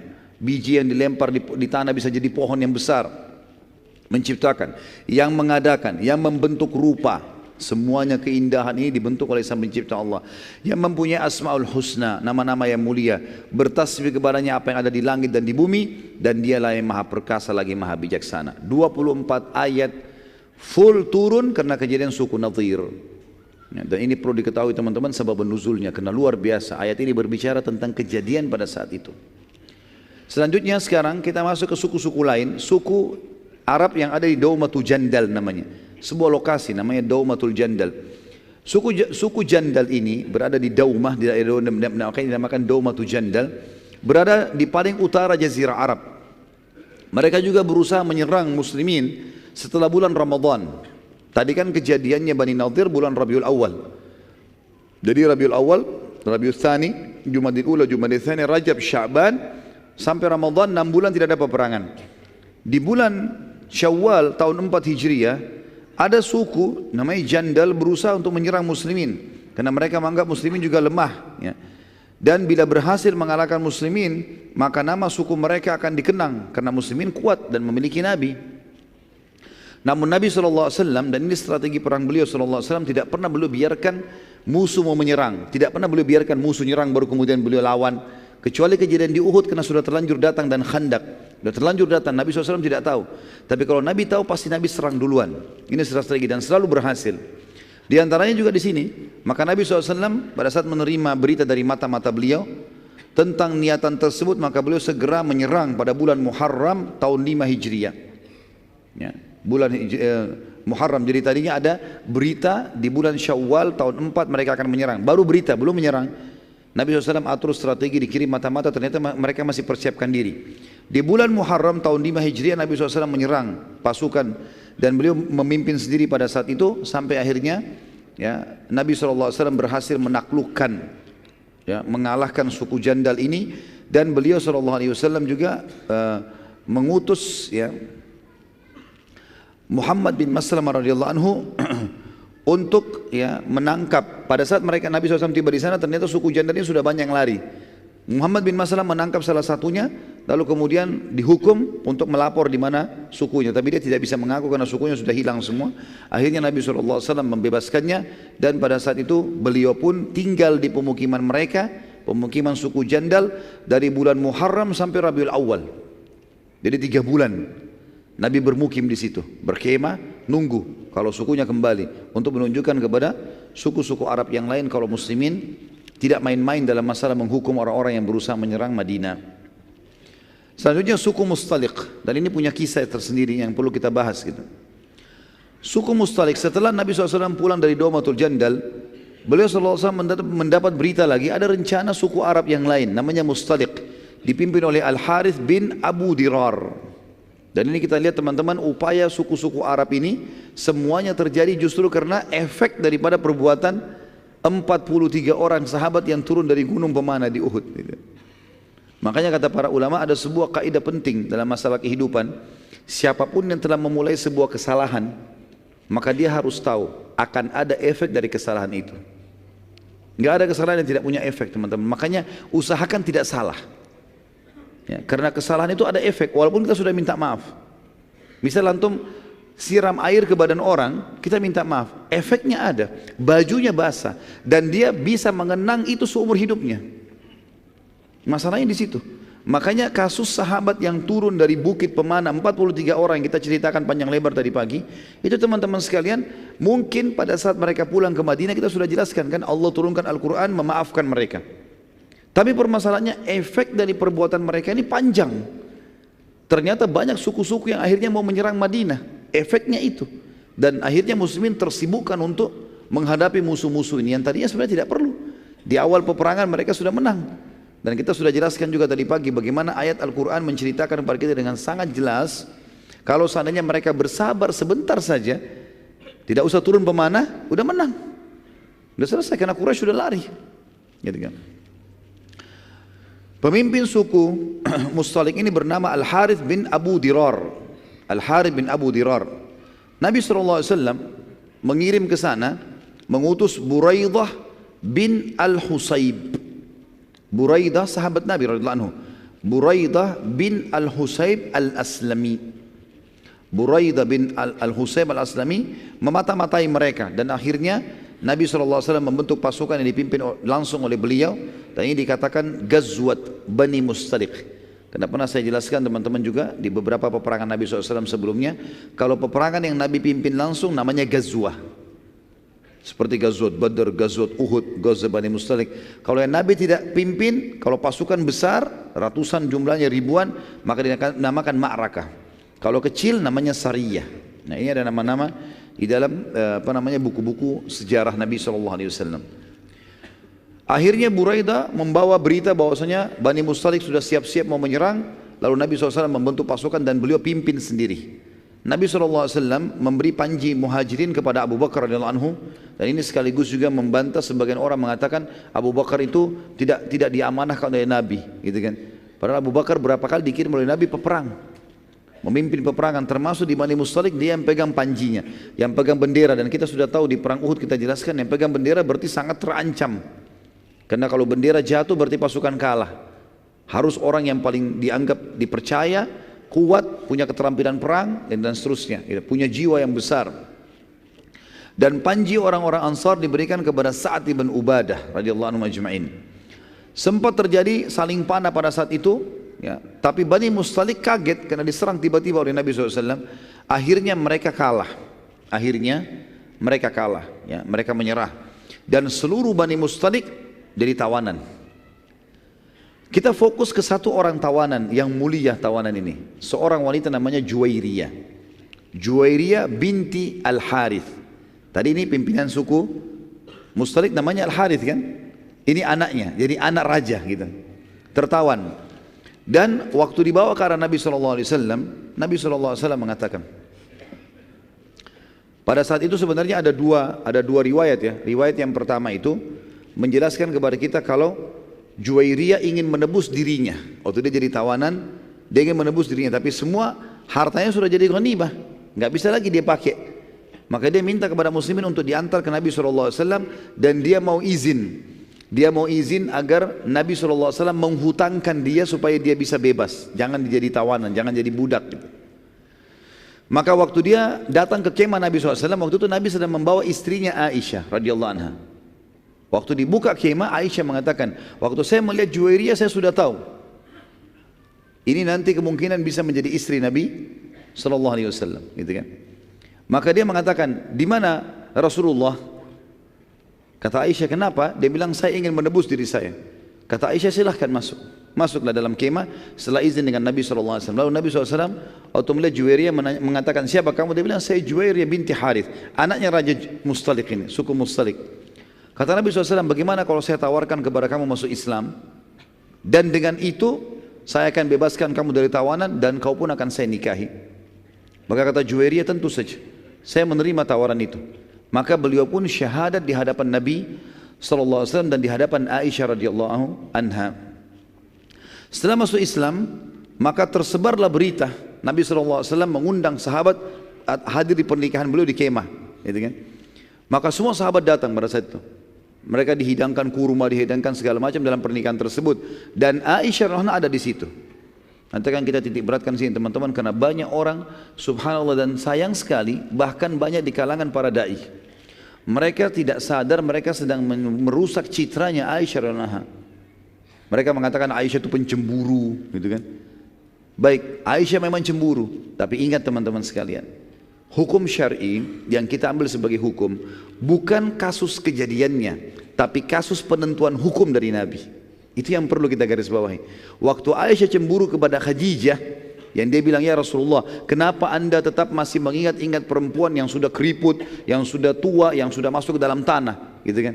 Sementara Allah sudah ganti kepada anda orang yang lebih baik. Maksudnya dia, Aisyah, sama dari Quraisy tapi lebih muda dan masih hidup, gitulah. Apa kata Nabi? Ini kan perkataan Aisyah kena cemburu ya. Apa kata Nabi SAW? Wahai Aisyah, kau telah mengucapkan kalimat yang kalau dimasukkan ke air lautan, rusak tuh air lautan. Aisyah, saking besarnya dosamu. Maka Aisyah pun meminta maaf dan beristighfar kepada Allah. Permasalahannya di sini adalah hukum syar'inya. Waktu Nabi menegur Aisyah, itu hukum syar'i teman-teman, bukan cemburunya Aisyah ini. Bisa ditangkap ya?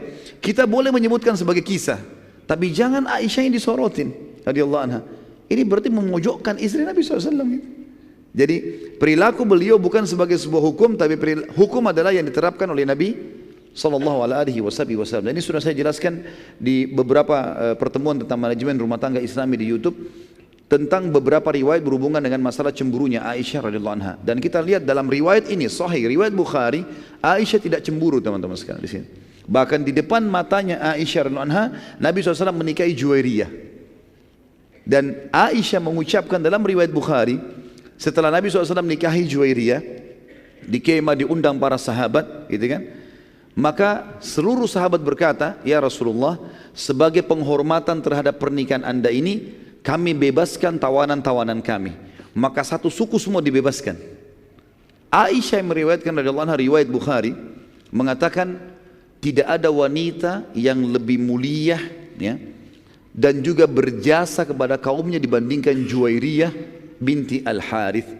Karena dengan menikahnya dia dengan Nabi SAW, maka sukunya semua bebas dari tawanan. Perhatikan riwayat ini teman-teman, bobotnya tinggi sekali. Seorang istri Nabi SAW yang selama ini cuma selalu dikenang cemburunya, ternyata di sini beliau meriwayatkan tentang pernikahan Nabi SAW. Bahkan kita temukan riwayat-riwayat yang menyebutkan tentang masalah mahar Nabi SAW dalam pernikahan, itu diriwayatkan oleh Aisyah radhiyallahu anha. Jadi di sini harus diperbaikin, harus betul-betul pada tempatnya. Sekali lagi, boleh kita sebutkan kisahnya, tapi jangan jadi tolok ukur hukum itu cemburunya, tapi hukum yang diterapkan oleh baginda Nabi sallallahu alaihi wasallam. Dan pada saat itu Aisyah pun radhiyallahu anha, dalam buku-buku sejarah disebutkan, jalan menuju ke Madinah, untanya bersebelahan dengan untanya Juwairiyah. Dan Aisyah menceritakan tentang hal-hal yang disukai dan tidak disukai oleh Nabi sallallahu alaihi wasallam.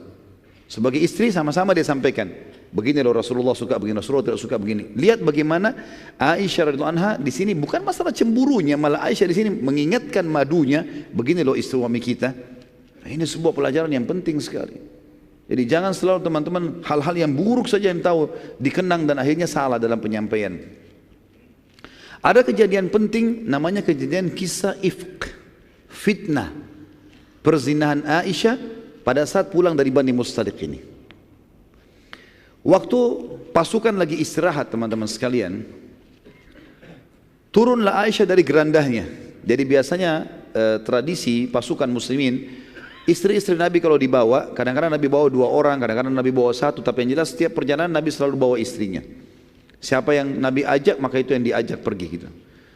Pernah Nabi SAW ajak Aisyah dengan Hafsah berdua, sampai Aisyah mengatakan, saya baru mengetahui ternyata khidmah saya, pelayanan saya terhadap Nabi ya kurang setelah saya lihat bagaimana Hafsah melayani Nabi SAW. Seperti itulah. Yang jelas setiap unta yang dipakai oleh setiap istri Nabi yang ada itu ditaruh di geranda, dan geranda ini bisa ditaruh di atas unta atau dipikul oleh 4 orang sahabat. Kebetulan waktu perang Bani Mustaliq itu dipikul oleh sahabat, gerandanya dipikul oleh sahabat, gitu kan. Kemudian Aisyah karena badannya agak kecil, dia katakan dalam riwayat, maka beliau radhiyallahu anha turun dan mengatakan dalam hadis Bukhari, pada saat pasukan lagi istirahat aku punya hajat, ya, pergi ke padang pasir menunaikan hajatnya, mungkin buang air kecil dan seterusnya. Yang jelas saya pergi ke sana. Kemudian saya pada saat pergi saya kembali ke pasukan, ternyata kalung saya jatuh. Saya pun kembali ke lokasi yang awal, gitu kan. Begitu saya kembali yang kedua kali, ternyata pasukan sudah tidak ada. Jadi Nabi SAW suruh pasukan berjalan, bergerak. Sahabat-sahabat yang mikul geranda Aisyah kira Aisyah ada di dalam karena ringan, nggak tahu kalau ini sudah pergi, lagi pergi gitu. Apalagi tadi waktu sudah pergi, balik lagi sudah kelihatan. Pergi yang kedua sahabat tidak perhatikan. Ringkas cerita, pergilah pasukan ini. Kata Aisyah, aku pun tidak menemukan pasukan, dan pada saat aku sedang duduk di atas sebuah batu membuka cadar, ya, Aisyah menunggu pasukan ada nggak yang datang. Ada satu orang sahabat Nabi yang mulia namanya Safwan radhiyallahu anhu. Safwan ini sahabat yang dikenal sekali dengan kesolehannya, dengan kebaikan akhlaknya dan amanahnya. Sampai Nabi SAW letakkan Safwan di ujung pasukan. Setiap pasukan jalan, selalu Safwan paling belakang. Tunggu pasukan sudah hilang, udah nggak kelihatan, baru dia jalan lagi. Nanti kalau ada pedang jatuh dia yang pungut, ada perisai dia yang pungut, ada kendi dia yang ambil. Tugasnya itu karena diamanahkan. Safwan lihat di lokasi istirahatnya pasukan tadi ada perempuan, dan kata Aisyah dalam hadis ini, Safwan mengenal wajahku sebelum turun ayat hijab. Tahu kalau ini Aisyah, gitu. Maka aku pun menutup ya hijab. Aisyah waktu ada Safwan menutup, dan Safwan pun tidak melihatnya, tapi dia mengenalku sebelum aku pakai hijab, dia tahu. Maka Safwan hanya mengucapkan kalimat istirja, inna lillahi wa inna ilaihi raji'un.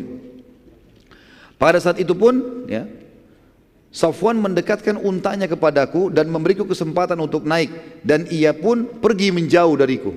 Jadi unta didudukkan, diikat talinya. Biasanya unta kalau sudah duduk itu diikat talinya, dia tenang. Kemudian dibiarkan Aisyah naik ke unta sementara Safwan pergi jauh supaya tidak melihat aurat. Ini menandakan akhlak yang mulia dari sahabat yang mulia ini. Setelah diberikan kesempatan naik, Aisyah sudah di atas unta, barulah Safwan datang tanpa melihat sama sekali, menarik kembali tali unta kemudian jalan. Pada saat itu kata Aisyah, sepanjang jalan tidak pernah ada terucapkan satu kalimat pun dariku atau dari Safwan. Gak pernah Safwan bilang kenapa kau terlambat, kenapa kau tidak pergi, ditanya bagaimana, tidak ada sama sekali kalimat. Juga Safwan, Aisyah sendiri tidak pernah tanya, gak pernah bilang terima kasih, gak ngomong apa-apa nih. Di atas unta istri Nabi SAW, Safwan tarik tali untanya dari bawah, jalan. Pada saat teman-teman sekalian lagi berjalan seperti itu, ternyata saat kami tiba di pasukan, sudah mau tiba, pasukan rupanya sebelum tiba di Madinah, istirahat lagi. Istirahat lagi. Pada saat itu teman-teman sekalian lagi siang bolong ini. Pasukan istirahat, Aisyah datang dengan Safwan. Waktu melihat kejadian tersebut, kebetulan di dalam pasukan ada ikut Abdullah bin Abi Salul, pimpinan munafik.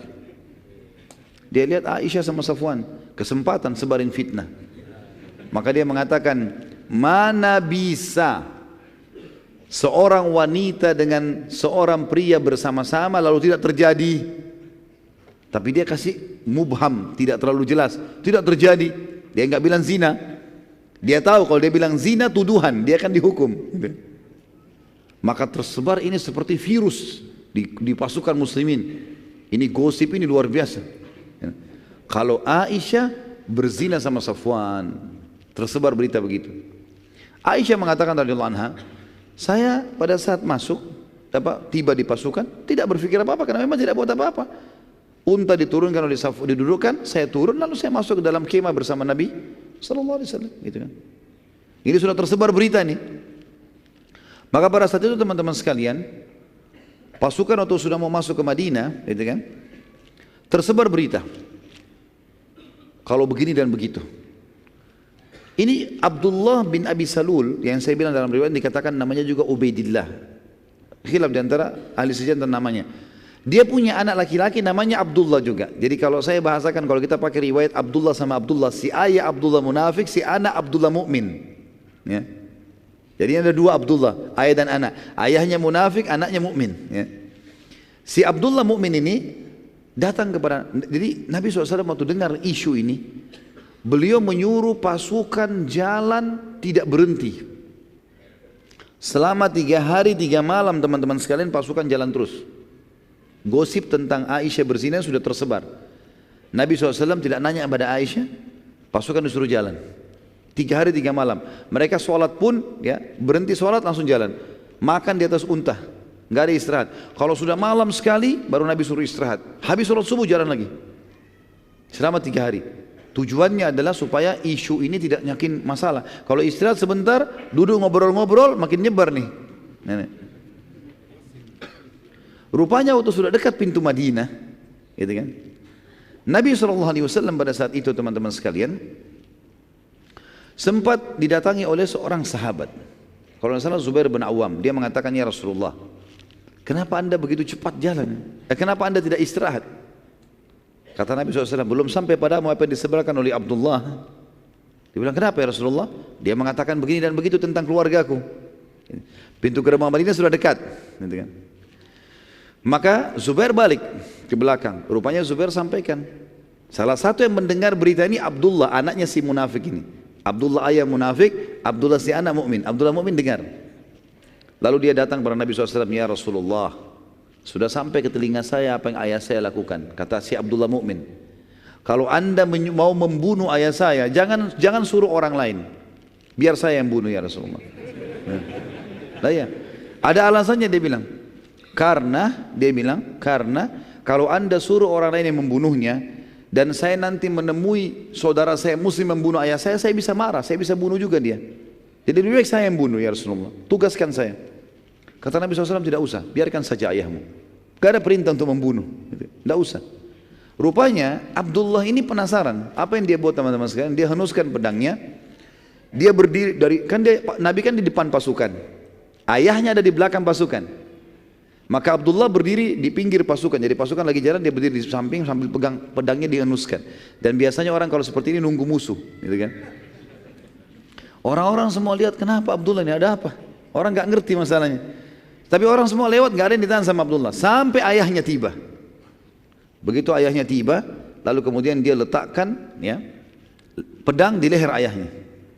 Dan dia mengatakan, rupanya waktu itu si munafik ini, si Abdullah munafik menyebarkan berita. Menyebarkan berita. Kalau ada masalah ini sebenarnya di sini. Ada masalah.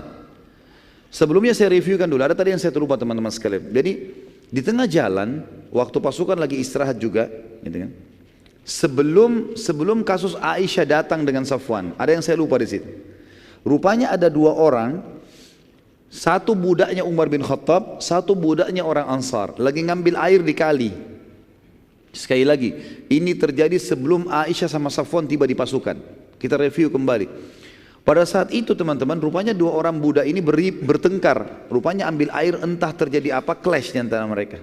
Waktu clash ini, gitu kan, mereka saling lempar air. Rupanya budak yang dari Umar bin Khattab dari Mekah ini, orang muhajir, dia henuskan pedangnya. Dia mengatakan, hai orang muhajirin, bantulah saya.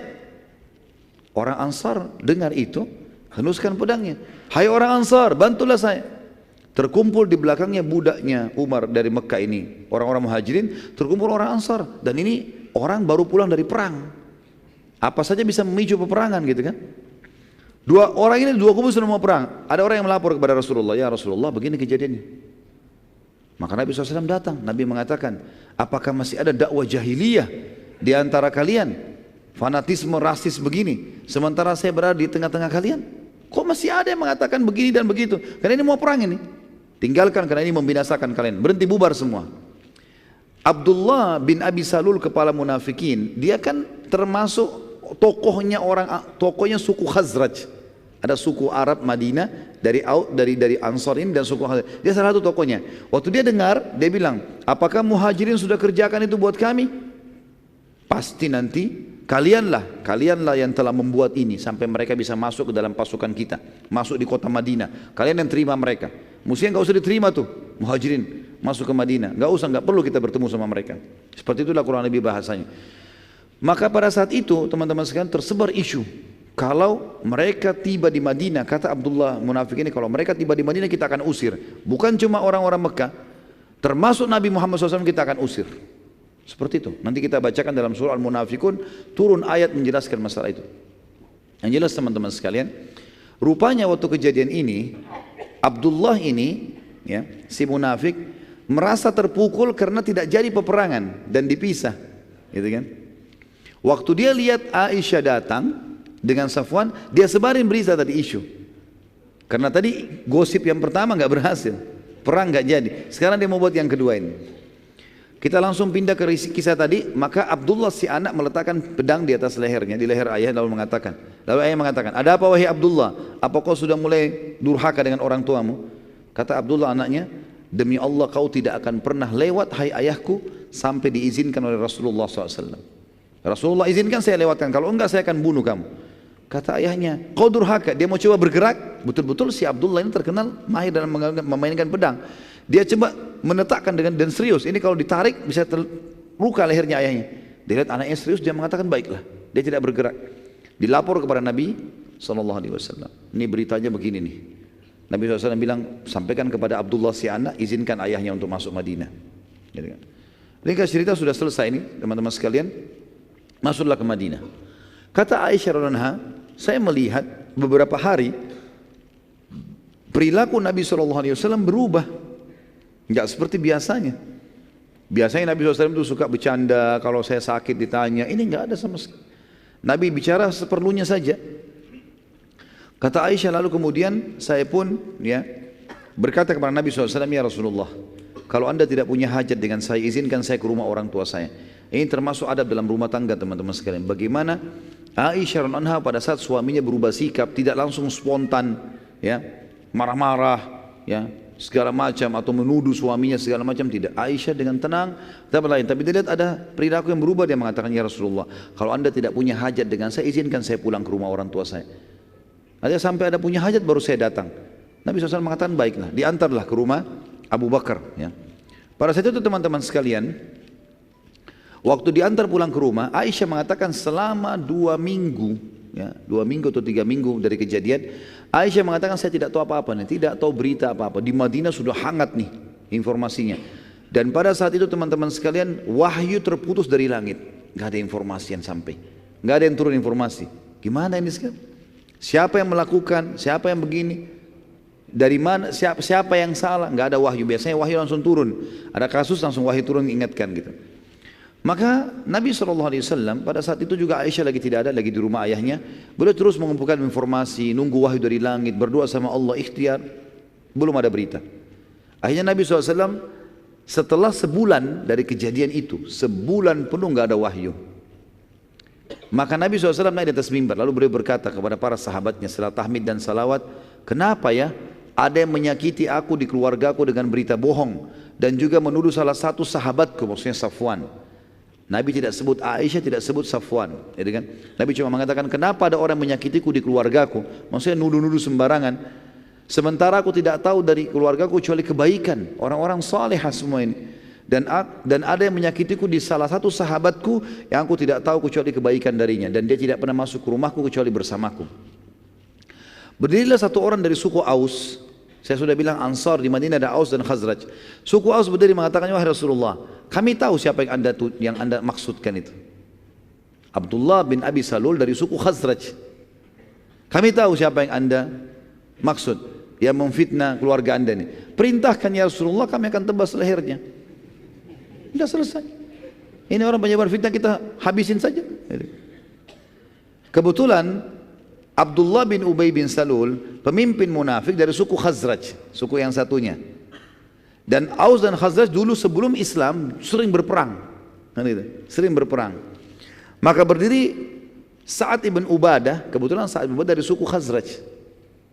Lalu dia berdiri, dia mengatakan, dia tunjuk orang Aus tadi, sahabat dari Aus, ya. Demi Allah kau tidak katakan itu kecuali karena kau tahu dia dari suku kami. Kita sama-sama tahu siapa yang buat salah ini. Tapi kau ucapkan itu mau nebas lehernya karena kau tahu dari suku kami. Kalau dari sukumu kau pasti akan diam. Jadi sahabat mulai ribut nih. Berdiri lagi dari Aus, pemimpinnya namanya Usaid bin Khudair, sahabat Nabi yang mulia yang kalau baca Quran sampai malaikat datang mendengarkan bacaannya. Dia berdiri mengatakan, ya Rasulullah, dia mengatakan, demi Allah kau munafik. Ditunjuk Sa'ad bin Ubadah. Ini dua-dua sahabat yang mulia ini. Kau yang munafik, ya, karena kau membela dia, membela maksudnya si Ubaidillah. Maka hampir terjadi peperangan, bersitegang di masjid. Nabi SAW tidak melihat tidak ada solusinya ini. Maka beliau pun turun dari mimbar mengatakan sudah bubar, gak ada masalah, kita tidak bahas lagi, bubarlah. Akhirnya Nabi SAW mengambil sebuah keputusan mutlak. Beliau akhirnya mendatangi rumah Abu Bakar setelah sebulan kejadian ini. Nah sebelum Nabi SAW datang ke rumah, kurang lebih 3-4 hari sebelumnya, Aisyah mengatakan, saya pernah punya hajat mau keluar rumah. Zaman dulu orang tidak ada WC di rumah, tidak ada kamar mandi, mereka ke padang pasir. Waktu saya mau keluar hajat, ada WC umum untuk perempuan, ada buat laki-laki.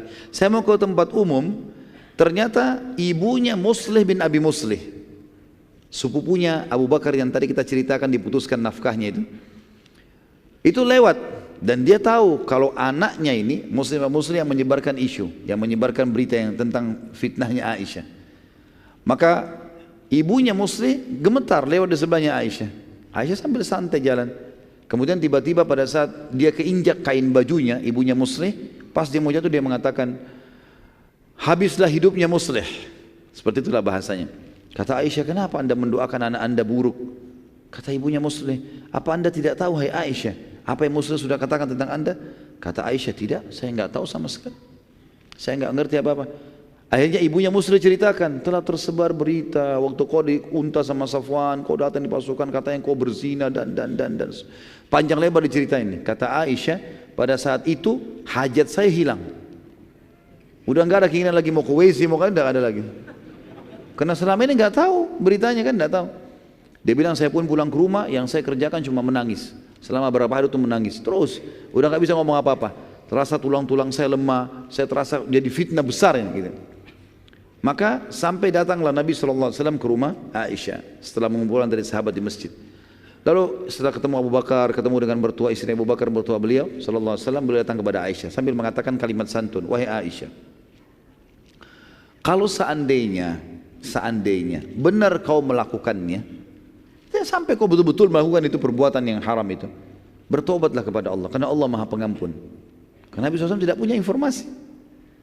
Tapi kalau kau tidak lakukan, maka pastikan kau akan diselamatkan oleh Allah dari langit. Aisyah bilang, tiba-tiba tuh saya dengar Rasulullah SAW bilang itu, kekuatan saya muncul, tiba-tiba saya duduk, mengatakan, ya Rasulullah, Anda pun terpengaruh dengan gosip itu.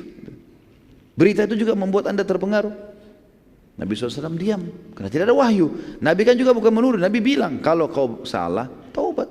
Kalau tidak, yakinlah Allah akan tolong. Bijaksana sekali. Maka Aisyah mengatakan, saya menghadap ke ayah saya lalu berkata, hai ayahku, jawab Rasulullah SAW. Jangan diam. Beritahukan. Kata Abu Bakar apa? Saya tidak tahu saya harus jawab apa anakku. Mau bilang apa saya nggak tahu. Kalau Rasulullah aja tidak tahu apalagi saya. Aisyah, bayangkan kalau di posisi kita pada saat kita di situ bagaimana itu? Suaminya Rasulullah sendiri yang biasa dapat wahyu dari langit belum dapat wahyu. Orang satu Madinah sudah fitnahin dia. Abu Bakar pun tidak bisa bela. Tinggal ibunya. Wahai ibuku, jawab Rasulullah SAW. Kata ibunya, saya juga tidak tahu harus jawab apa. Saya tidak tahu harus jawab apa Rasulullah SAW. Kata Aisyah pada saat itu, betul-betul saya merasa tidak ada penolong saya lagi. Dan saya merasa seluruh tulang-tulang saya kemudian mulai melemah kembali. Lalu dia bilang, demi Allah ya Rasulullah, aku tidak akan taubat karena aku tidak melakukannya. Gitu kan. Dan aku hanya akan mengucapkan, saking bingungnya Aisyah sampai dia lupa namanya Nabi Yakub alaihissalam. Kan Nabi Yakub alaihissalam waktu Yusuf hilang, dia mengatakan dalam ayat innama ashku bathi wa huzni ilallah, saya keluhkan kesedihan saya dan masalah saya kepada Allah. Ya Aisyah mengatakan saya akan mengikuti, dia lupa namanya Nabi Yakub. Berapa kali diulangi sampai dia mengatakan hamba Allah yang saleh, bahwasanya saya akan keluhkan permasalahan saya kepada Allah gitu. Lalu tiba-tiba pada saat itu teman-teman sekalian terjadi keajaiban yang luar biasa. Rasulullah SAW berdiri, pergi ke sudut rumah Abu Bakar lalu kemudian duduk, dan ini tanda-tanda beliau menerima wahyu. Setelah sebulan tidak ada wahyu sama sekali. Nabi SAW duduk, Abu Bakar tahu wahyu sedang datang, maka Abu Bakar mengambil selimut menutupi badan Nabi SAW sampai selesai. Maka Nabi SAW mengatakan, berdiri, terimalah berita gembira wahai Aisyah, Allah telah menurunkan pembebasanmu dari langit. Turun ayat menjelaskan kalau kau tidak zina. Gitu kan? Maka Abu Bakar dengan gembira, Abu Bakar waktu itu bimbang kan, dia bingung. Waktu Nabi SAW masuk pertama di rumah dia takut jangan sampai anaknya betul-betul, waktu turun wahyu Abu Bakar bilang saya takut jangan sampai ayat betul-betul membenarkan itu terjadi. Jadi bimbang sebagai seorang ayah, terjadi atau enggak nih. Maka waktu Nabi sampaikan kau bebas ya Aisyah, kata Abu Bakar alhamdulillah wahai Aisyah, berterima kasih pada Nabi SAW. Kata Aisyah, saya tidak mau terima kasih pada Nabi. Saya akan terima kasih kepada Allah yang telah membebaskan saya gitu. Karena dia merasa Nabi tidak dukung dia gitu. Maka pada saat itu turunlah surah An-Nur. Surah nomor 24 ayat 11 sampai ayat 14. A'udzu billahi minasyaitonir rajim. Innal ladzina ja'u bil ifki usbatum minkum la tahsabuhu syarran lakum bal huwa khairun lakum likulli imri'in minhum maktasaba minal itsm walladzi tawalla kibrahu minhum lahu 'adzabun 'adzim laula id sami'tumuhu dhannal mu'minuna wal mu'minatu bi anfusihim khairan wa qalu hadha ifkum mubin laula ja'u 'alaihi bi arba'ati syuhada fa in lam ya'tu bi syuhada'i fa ulaika indallahi humul kadhibun walaula fadlullahi alaikum wa rahmatuhu fid dunya wal akhirah lamassakum fima afattum fihi adzabun azim. Sesungguhnya orang-orang yang membawa berita bohong itu adalah dari golongan kamu juga, dari muslimin. Janganlah kamu mengira bahwasanya berita bohong itu buruk buat kamu. Bahkan itu baik buat kamu. Tiap-tiap orang dari mereka akan mendapatkan balasan dari dosa yang dikerjakan. Dan siapa di antara mereka yang mengambil bagian paling besar dari penyiaran berita bohong itu, baginya adab yang besar. Maksudnya si pimpinan orang munafik. Ayat 12. Mengapa di waktu kalian mendengarkan berita bohong itu, orang-orang mukmin dan mukminah tidak menyangka baik terhadap diri mereka sendiri? Dan mengapa mereka tidak berkata, ini adalah suatu berita bohong yang nyata? Khusus ayat 12 ini teman-teman turun kepada seorang sahabat namanya Abu Ayyub al-Ansari radhiyallahu anhu bersama istrinya. Dan itu tersebar gosip fitnahnya, ya, zinanya Aisyah. Maka sempat istrinya Abu Ayyub bertanya, wahai Abu Ayyub, bagaimana pendapatmu tentang gosip itu, tentang berita itu? Kata Abu Ayyub, wahai istriku, kira-kira menurut kamu siapa yang lebih baik, kamu atau Aisyah? Dia mengatakan Aisyah. ketahuilah bahwasanya Safwan lebih baik daripada aku dan Aisyah lebih baik daripada kamu. Tidak mungkin. Lalu sebelumnya gini, Abu Ayyub bilang begini, wahai istriku, apa kau kira-kira bisa berzina enggak? Kira-kira dalam kondisi imanmu sekarang, kau bisa selingkuh enggak? Dia bilang tidak. Terus kata Abu Ayyub, kalau saya kira-kira bisa selingkuh enggak menurut kamu? Dia bilang tidak mungkin. Dengan keimananmu enggak mungkin. Lalu kata Abu Ayyub, Safwan lebih baik daripada saya dan Aisyah lebih baik daripada kamu. Berarti tidak mungkin mereka berzina. Seperti itulah. Maka ayat ini turun menjelaskan.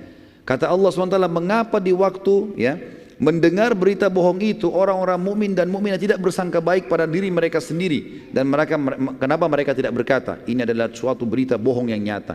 Jadi kalau ada gosip tentang seorang tokoh muslim dan itu bohong, kita harus bantah. Nggak boleh diam, jangan ikut-ikutan gosipin, gitu kan.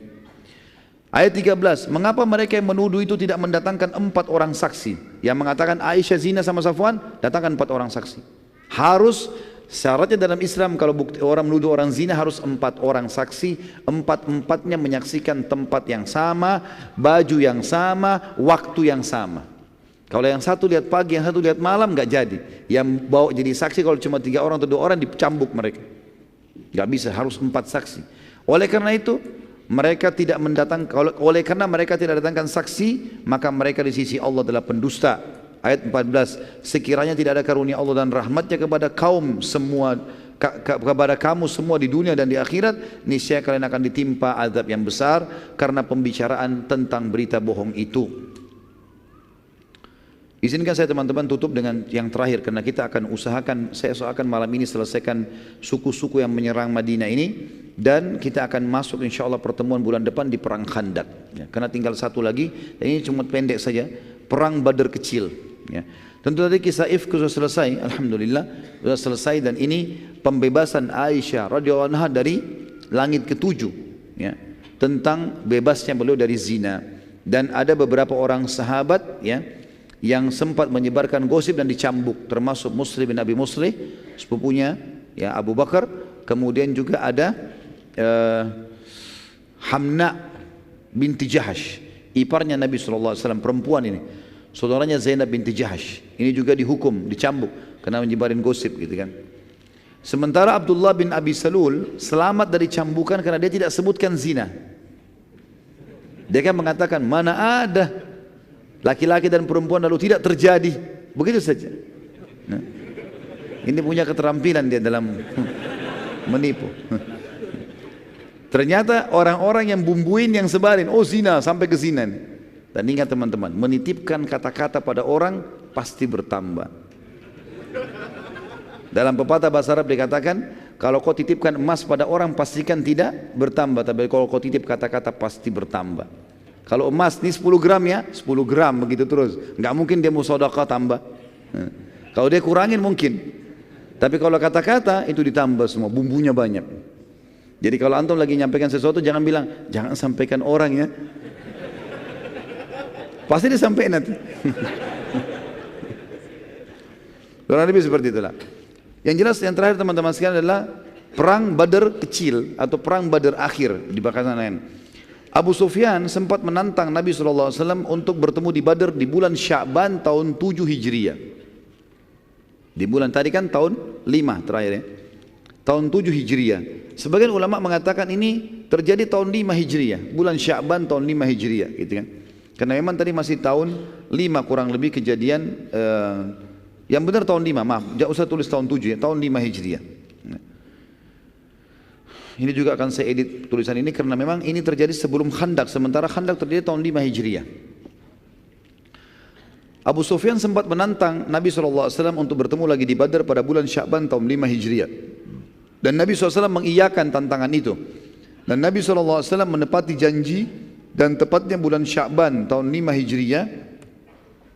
Nabi SAW berangkat dengan 1000 personil dari muslimin menuju ke Badar. Dan Abu Sufyan keluar dengan 3000 personil menuju ke Badar. Namun pada saat tiba di wilayah namanya Mujannah dari arah Az-Zahran, masih dekat Mekah, Abu Sufyan tiba-tiba khawatir dan takut dikalahkan oleh muslimin. Maka ia pun mencari alasan untuk membatalkan peperangan. Dan dia mengatakan ini kan musim peceklik. lagi musim panas. Lebih baik kita pulang, nanti kalau sudah mulai dingin sedikit baru kita berperang. Seperti itulah. Maka mereka pun akhirnya membatalkan, dan ternyata pasukan yang ada di Quraisy pun itu ketakutan, mereka mengiyakan. Pada saat Abu Sufyan mengatakan, ya sudah, tidak ada yang membantah satupun, mereka pun akhirnya pulang. Sementara Nabi SAW sudah tiba di Badr, tiba di lokasi Badr dengan 1000 pasukan yang menunggu. Maka Abu Sufyan dengar itu. Sekarang tersebar lagi berita kalau Abu Sufyan nggak datang, sementara muslimin menunggu. Dia mengirim Naim bin Mas'ud datang ke Madinah. Dia nggak datang ke pasukan muslim di Badr, datang ke Madinah supaya nanti dari Madinah tersebar berita kalau orang-orang Mekah akan datang dengan pasukan besar, kuat dan seterusnya. Lalu berita ini disebarkan oleh mata-mata Nabi SAW, disampaikan ke pasukan muslimin yang ada di Badr. Maka pada saat itu pun ya, Nabi SAW mengatakan kami tidak terpengaruh, dan Nabi SAW sempat menunggu pada saat itu beberapa hari di sana. Perlu diketahui sini teman-teman sekalian, pada saat itu muslimin sempat ya, mengadakan perdamaian dengan beberapa suku Arab di sekitar situ ya.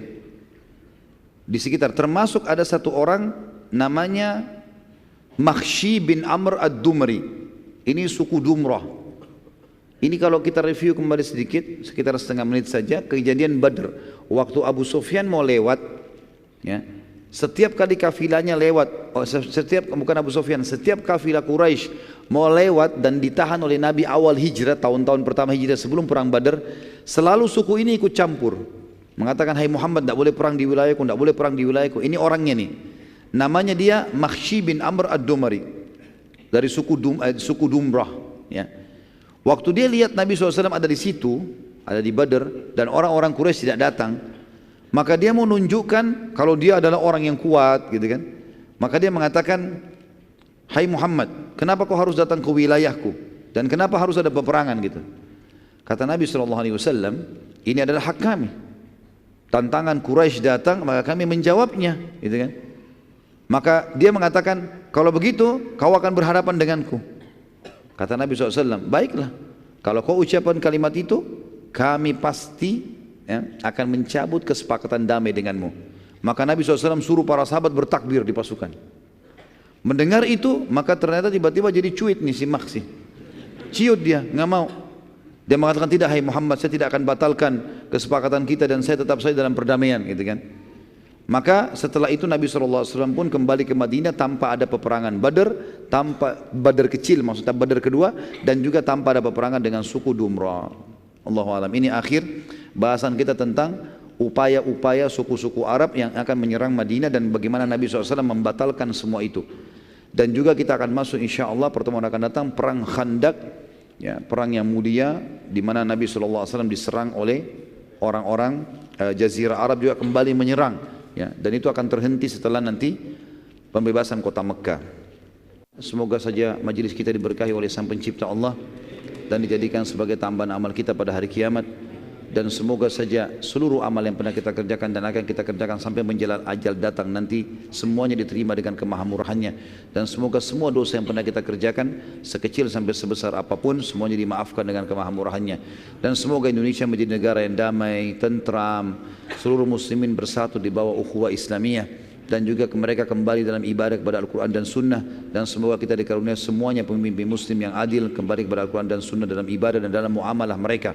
Dan semoga Indonesia menjadi contoh bagi negara-negara yang lain. Dan kita tidak pernah lupa mendoakan saudara kita di Palestina, di Syria, di Yaman, di Irak, di Myanmar, di Ahsa, di manapun mereka sedang tertindas. Semoga Allah ikhlaskan niat mereka, terima para syuhada mereka, mulakan Islam di tangan mereka dan tangan kita semua. Dan semoga Allah partisipasikan kita bersama mereka di pahala, baik dengan doa, dengan harta, juga dengan jiwa kita. Dan semoga Allah dengan kemahamurahannya menyatukan kita semua di surga firdausnya tanpa hisab.